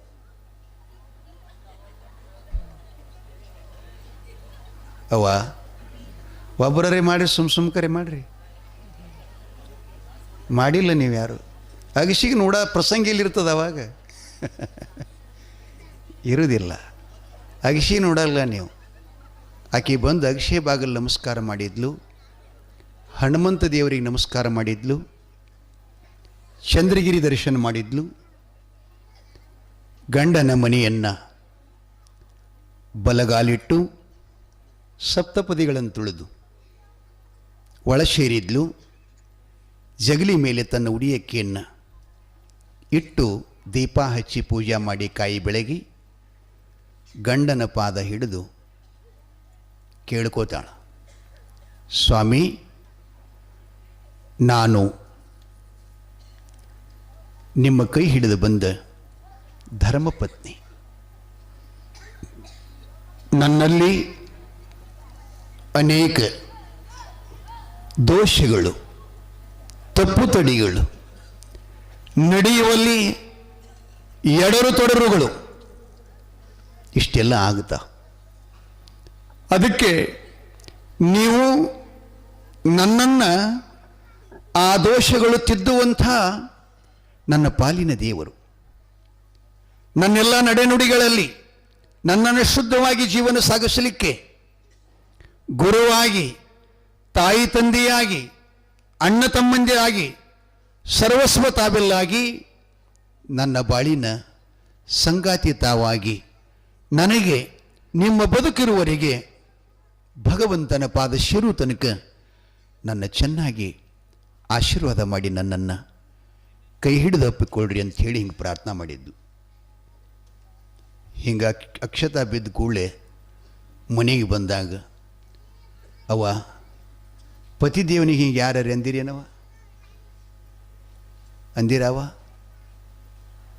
ಇಲ್ಲ, ಹೇಳೇ ಇಲ್ಲ. ನಿಮ್ಗೇನು ಮಾಡೋದು? ಹೇಳೇ ಇಲ್ಲ. ಸ್ವಲ್ಪ ಶಾಲೆ ಕಲಿತ ಮಕ್ಕಳು ದ್ರೌಪದಿ, ಅನ್ಸೂಯ, ಸಾವಿತ್ರಿ, ಮಂಡೋದರಿ, ಸೀತೆ, ವಶಿಷ್ಠ ಮಹರ್ಷಿಯ ಧರ್ಮಪತ್ನಿಯಾಗಿರತಕ್ಕಂಥ ಅರುಂಧತಿ, ಅವ್ರದ್ದು ಕತೆ ಪುಸ್ತಕ ಸಿಗ್ತಾವೆ. ಕನ್ನಡದಲ್ಲಿ ಬುಕ್ ಸ್ಟಾಲ್ದೊಳಗೆ ಪುಸ್ತಕ ಸಿಗ್ತಾವ. ಸ್ವಲ್ಪ ಶಾಲೆ ಕಲಿತ ಮಕ್ಕಳು ಅದನ್ನು ತಂದು ಸ್ವಲ್ಪ ಓದ್ತಾ ಇರಿ. ಸತಿಪತಿಗಳ ಬಾಂಧವ್ಯ, ಗೃಹಸ್ಥ ಜೀವನದ ಮೌಲ್ಯ ಮತ್ತು ಜೀವನದ ಸುಖ ಸಂತೋಷದ ಸುಪತ್ತಿಗೆಯನ್ನು ಅದನ್ನು ನೀವು ಅರ್ಥ ಮಾಡಿಕೊಂಡ್ರೆ ನಿಮ್ಮಷ್ಟು ಪುಣ್ಯವಂತರ ಜಗತ್ತಿನೊಳಗೆ ಯಾರೂ ಇಲ್ಲ ತಾಯಿ ತಂದೆಗಳೇ. ಓದಬೇಕು, ಓದೋದಾಗಲಿಲ್ಲ ಅಂದರೆ ಕೇಳಬೇಕು. ನಾನೇನು ಹೇಳಿನಲ್ಲ, ಸತ್ಯರ ನುಡಿತೀರ್ಥ, ನಿತ್ಯರ ನಡೆತೀರ್ಥ, ಉತ್ತಮರ ಸಂಗತೀರ್ಥ, ಹರಿಯುವ ನೀರು ಎತ್ತಣ ತೀರ್ಥ ಸರ್ವಜ್ಞ. ಹರಿಯ ನೀರಾಗ ನಾವು ಸ್ನಾನ ಮಾಡಿದರೆ ಮನಸ್ಸಿನಾಗಿನ ಪಾಪ ಹೋಗ್ತದೇನು? ಹೋಗ್ತಾನೆಪ್ಪ. ತೊಗಲಿನ ಹೊಲಸು ಹೋದಿತ್ತೇ ವಿನಃ ಮನಸ್ಸಿನ ದೋಷ ಹೋಗಲ್ಲ. ಈ ಮನುಷ್ಯನ ಶುದ್ಧತೆ, ಮನಸ್ಸಿನ ಪ್ರಸನ್ನತೆ, ಮನಸ್ಸಿನ ವಿಕಾಸ, ಮನಸ್ಸಿನಲ್ಲಿರ್ತಕ್ಕಂಥ ಒಳ್ಳೆಯ ಭಾವಗಳು ಬರಬೇಕಾಗಿತ್ತು ಅಂದರೆ ವರ್ಷಕ್ಕೊಮ್ಮೆ ಸಗರನಾಡಿನ ನಗನೂರ ಗ್ರಾಮದ ಅಪ್ಪ ಕರೆಪ್ಪ ತಾತನವರ ಪುಣ್ಯಾರಾಧನದ ಪುರಾಣದಲ್ಲಿ ಪಾಲ್ಗೊಳ್ಳಬೇಕು. ಬಂಧುಗಳೇ, ಪಾಲ್ಗೊಳ್ಬೇಕು. ಇಂಥ ಜ್ಞಾನ ಸಾಗರದಲ್ಲಿ ನೀವು ಸ್ನಾನ ಮಾಡಿದರೆ ನಿಮ್ಮ ಪೂರ್ವ ಜನ್ಮದ ಅನಂತ ದೋಷವನ್ನು ಕಳೆದು ಹೋಗಲಿಕ್ಕೆ ಸಮರ್ಥ ಅಂತ ಹೇಳ್ತಾ ಪತಿಗೆ ಸತಿ ಹಿಂಗೆ ಪ್ರಾರ್ಥನಾ ಮಾಡಿದ್ಲಿಕ್ಕೆ ಮಾಡಿ ಗಂಡನ ಕೈ ಹಿಡಿದು ಬಂದು ಅವರ ಸೇವೆ ಪ್ರಾರಂಭ ಆತು. ಪತಿ ತಲೆ ಮ್ಯಾಗ ಹಸ್ತಾ ಇಟ್ಟು ಅವನು ಕೂಡ ಹೇಳ್ತಾನೆ, ನೀನು ಸತಿ ಅಂದರೆ ಸತಿಯಲ್ಲ, ನನ್ನ ಪಾಲಿನ ದೇವತೆ. ಕಾರಣ ಇಹ ಮತ್ತು ಪರ. ಲಕ್ಷ್ಯದಾಗಿರಲಿ. ನಾ ಬಹಳ ಪ್ರಾಮಾಣಿಕ ಮಾತು ಹೇಳ್ತೀನಿ. ಪ್ರಮಾಣ ಮಾತುಗಳಿವೆಲ್ಲ ಹೇಳ್ತಕ್ಕಂಥದ್ದು. ಇದು ಪುರಾಣ ಮಾತಲ್ಲ. ಪ್ರಮಾಣ ಅಂದ್ರೆ ತ್ರಿಕಾಲ ಬಾಧಿತ ಸತ್ಯ ಇರ್ತದೆ, ಇದೆ ಎಂದು ಹಾಳಾಗೋದಲ್ಲ. ಏನಂದ್ರೆ ಅವ್ರಿ ಇಹ ಪರ ಅಂದ್ರೇನು? ಆ ಪರತರ ಮುಕ್ತಿಗೆ ಸಾಧನಕ್ಕೆ ಹೋಗ್ಲಿಕ್ಕೆ ನೀನೇ ಸಾಕ್ಷಿ. ಈ ಸಂಸಾರ ಎಂಬ ಸಾಗರವನ್ನು ದಾಟಲಿಕ್ಕೆ ಇದಕ್ಕೆ ನೀನೇ ಸಂಗಾತಿ. ಅದಕ್ಕೆ ಸತಿ ಶಿರೋಮಣಿಯಳೆ, ನಾನು ನೀನು ಹೇಳಿದಂತೆ ಅದನ್ನು ಅತ್ಯಂತ ಪ್ರಾಮಾಣಿಕತನದಿಂದ ನಿನ್ನನ್ನು ಕೃಪಾ ಮಾಡುತ್ತೇನೆ.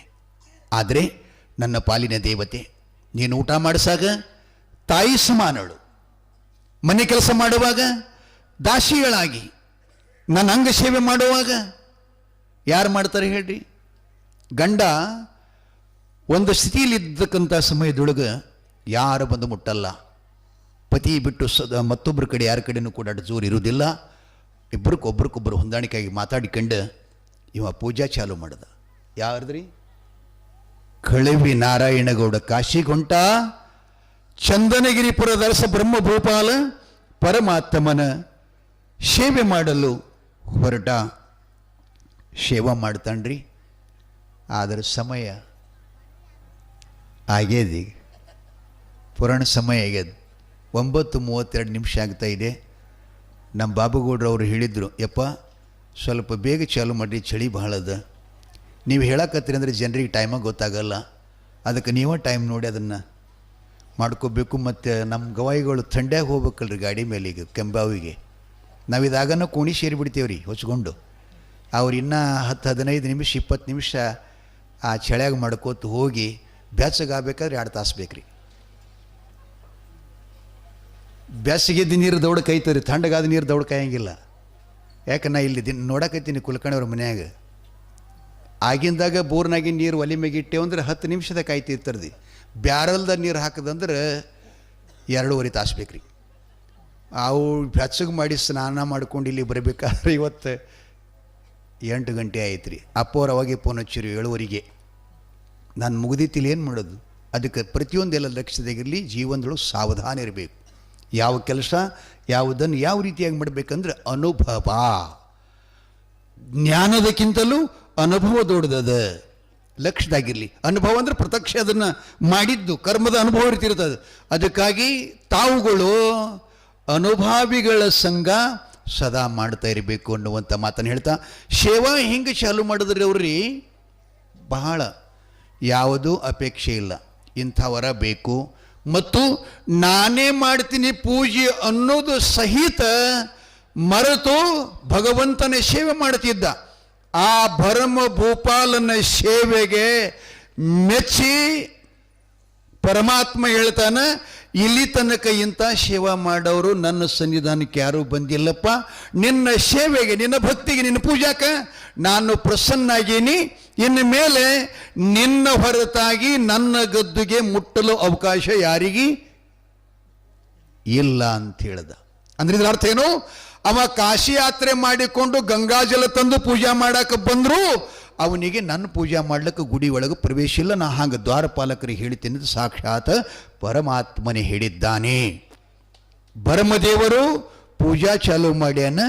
ಅದು ನಾಳೆ ಕಥೆ ಏನು ಬರ್ತದಂದ್ರೆ, ಅವ ಆಕಾಶ ಬ್ರಹ್ಮದೇವರು ಕಾಶಿದಿಂದ ಬರ್ತಾನೆ. ದೇವರು ಅವನಿಗೆ ಒಳಗೆ ತಗೊಳಂಗಿಲ್ಲ. ಆವಾಗ ಆ ಕಳಿವಿ ನಾರಾಯಣನ ಒಂದೇ ಎದೆ ಹಾಲನ್ನು ಕುಡಿದ ಬೆಳೆದ ತಂಗಿ ಮೇಲನ ಮಾತ್ಸರ್ಯ ಭಾವ ಹೊಟ್ಟೆ ಕಿಚ್ಚು ಮಾಡಿಕೊಂಡು ಆ ಪರಮಾತ್ಮನ ಕಿವಿ ತುಂಬಿ ಅವರು ಪೂಜಾ ಬಿಡಿಸ್ತಾನೆ. ನಾಳೆ ಸೂರಮ್ಮ ದೇವಿಯು ಗರ್ಭವತಿ ಆಗತಕ್ಕಂಥ ಪುರಾಣದರಿ ಏನ್ರಿ. ನಾಳೆ ಸೂರಮ್ಮ ದೇವಿ ಅಂದ್ರೆ ಸದ್ಗುರು ಬೀರಲಿಂಗೇಶ್ವರರು ತಾಯಿ ಸೂರಮ್ಮ ದೇವಿ ಗರ್ಭ ಸಂಭೂತನಾಗ್ತಾ ಇದ್ದಾನೆ. ಆದ್ದರಿಂದ ನಾಳೆ ಆಕೆ ಗರ್ಭವತಿ ಆಗುತ್ತಾಳಂತಂದ್ರೆ ಗರ್ಭ ಸ್ತ್ರೀಯರಿಗೆ ನೀವೇನು ತರ್ತೀರಿವ? ಏನು ತರ್ತೀರಿ? ಹಣ್ಣು ಹಂಪಲ, ಆ ಬಳಿಕ ಬುತ್ತಿ ರೊಟ್ಟಿ, ಹೌದಲ್ಲ? ಅದಕ್ಕೆ ಚರಿತ್ರ ನಾಯಕ ಹಾಲು ಮತದ ಕುಲಪುಂಗಮ ಕುಲೋತ್ತಮನಾದಂಥ ಬೀರಲಿಂಗೇಶ್ವರರು ಸೂರಮ್ಮ ದೇವಿ ಗರ್ಭದೊಳಗೆ ಆತ ಬರ್ತಾ ಇದ್ದಾನೆ. ಬಯಕೆಯ ಅಥವಾ ನಿಮಗೆ ತಿಳಿಯಂಗಿದ್ರೆ ಬಂಕೆಯ ಬುತ್ತಿ ಅಂತ ಏನದಲ್ಲ, ಆ ಬುತ್ತಿಯನ್ನು ನಾಳೆ ನಮ್ಮ ನಗರೂರಿನ ಸಮಸ್ತ ತಾಯಿಂದರು ಶ್ರೀಮಠಕ್ಕೆ ಸೂರಮ್ಮ ದೇವಿಯ ಮೊಸರ ಅನ್ನ ಬುತ್ತಿ ಬಾನವನ್ನು ತಮ್ಮ ಶಕ್ತಿಯಾನುಸಾರವಾಗಿ ನಾಳಿನ ದಾಸೋಗ ಅದನ್ನು ನಡಿಬೇಕ್ರಿ. ಮತ್ತು ನಾನು ಅದನ್ನು ಉಣ್ತೀನಿ, ನೀವು ತಂದದ್ದು ಯಾವತ್ತು ತರ್ತೀರಿ? ಎಲ್ಲರೂ ತರ್ತೀರಿ? ಚಪ್ಪಾಳೆ ಹಾಕ್ರಿ, ಎಲ್ಲರೂ ತರ್ತೀವಿ ಅಂತ.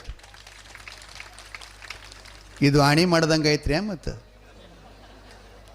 ಮತ್ತು ಪುರಾಣದಾಗ ಟಾಳೆ ಚಪ್ಪಾಳೆ ಪಡೆದು ಹೋಗಿವಿ ಇನ್ನೇನಂತ ಹಿಂಗೆ ಅನ್ಬೇಡ್ರಿ. ಯಾಕೆ ಅವ ಬೇರೆ ದೇವ್ರು ನಿಮ್ಮ ಮನೆ ಬರ್ತಾ ಇದ್ದ ನಾಳೆ.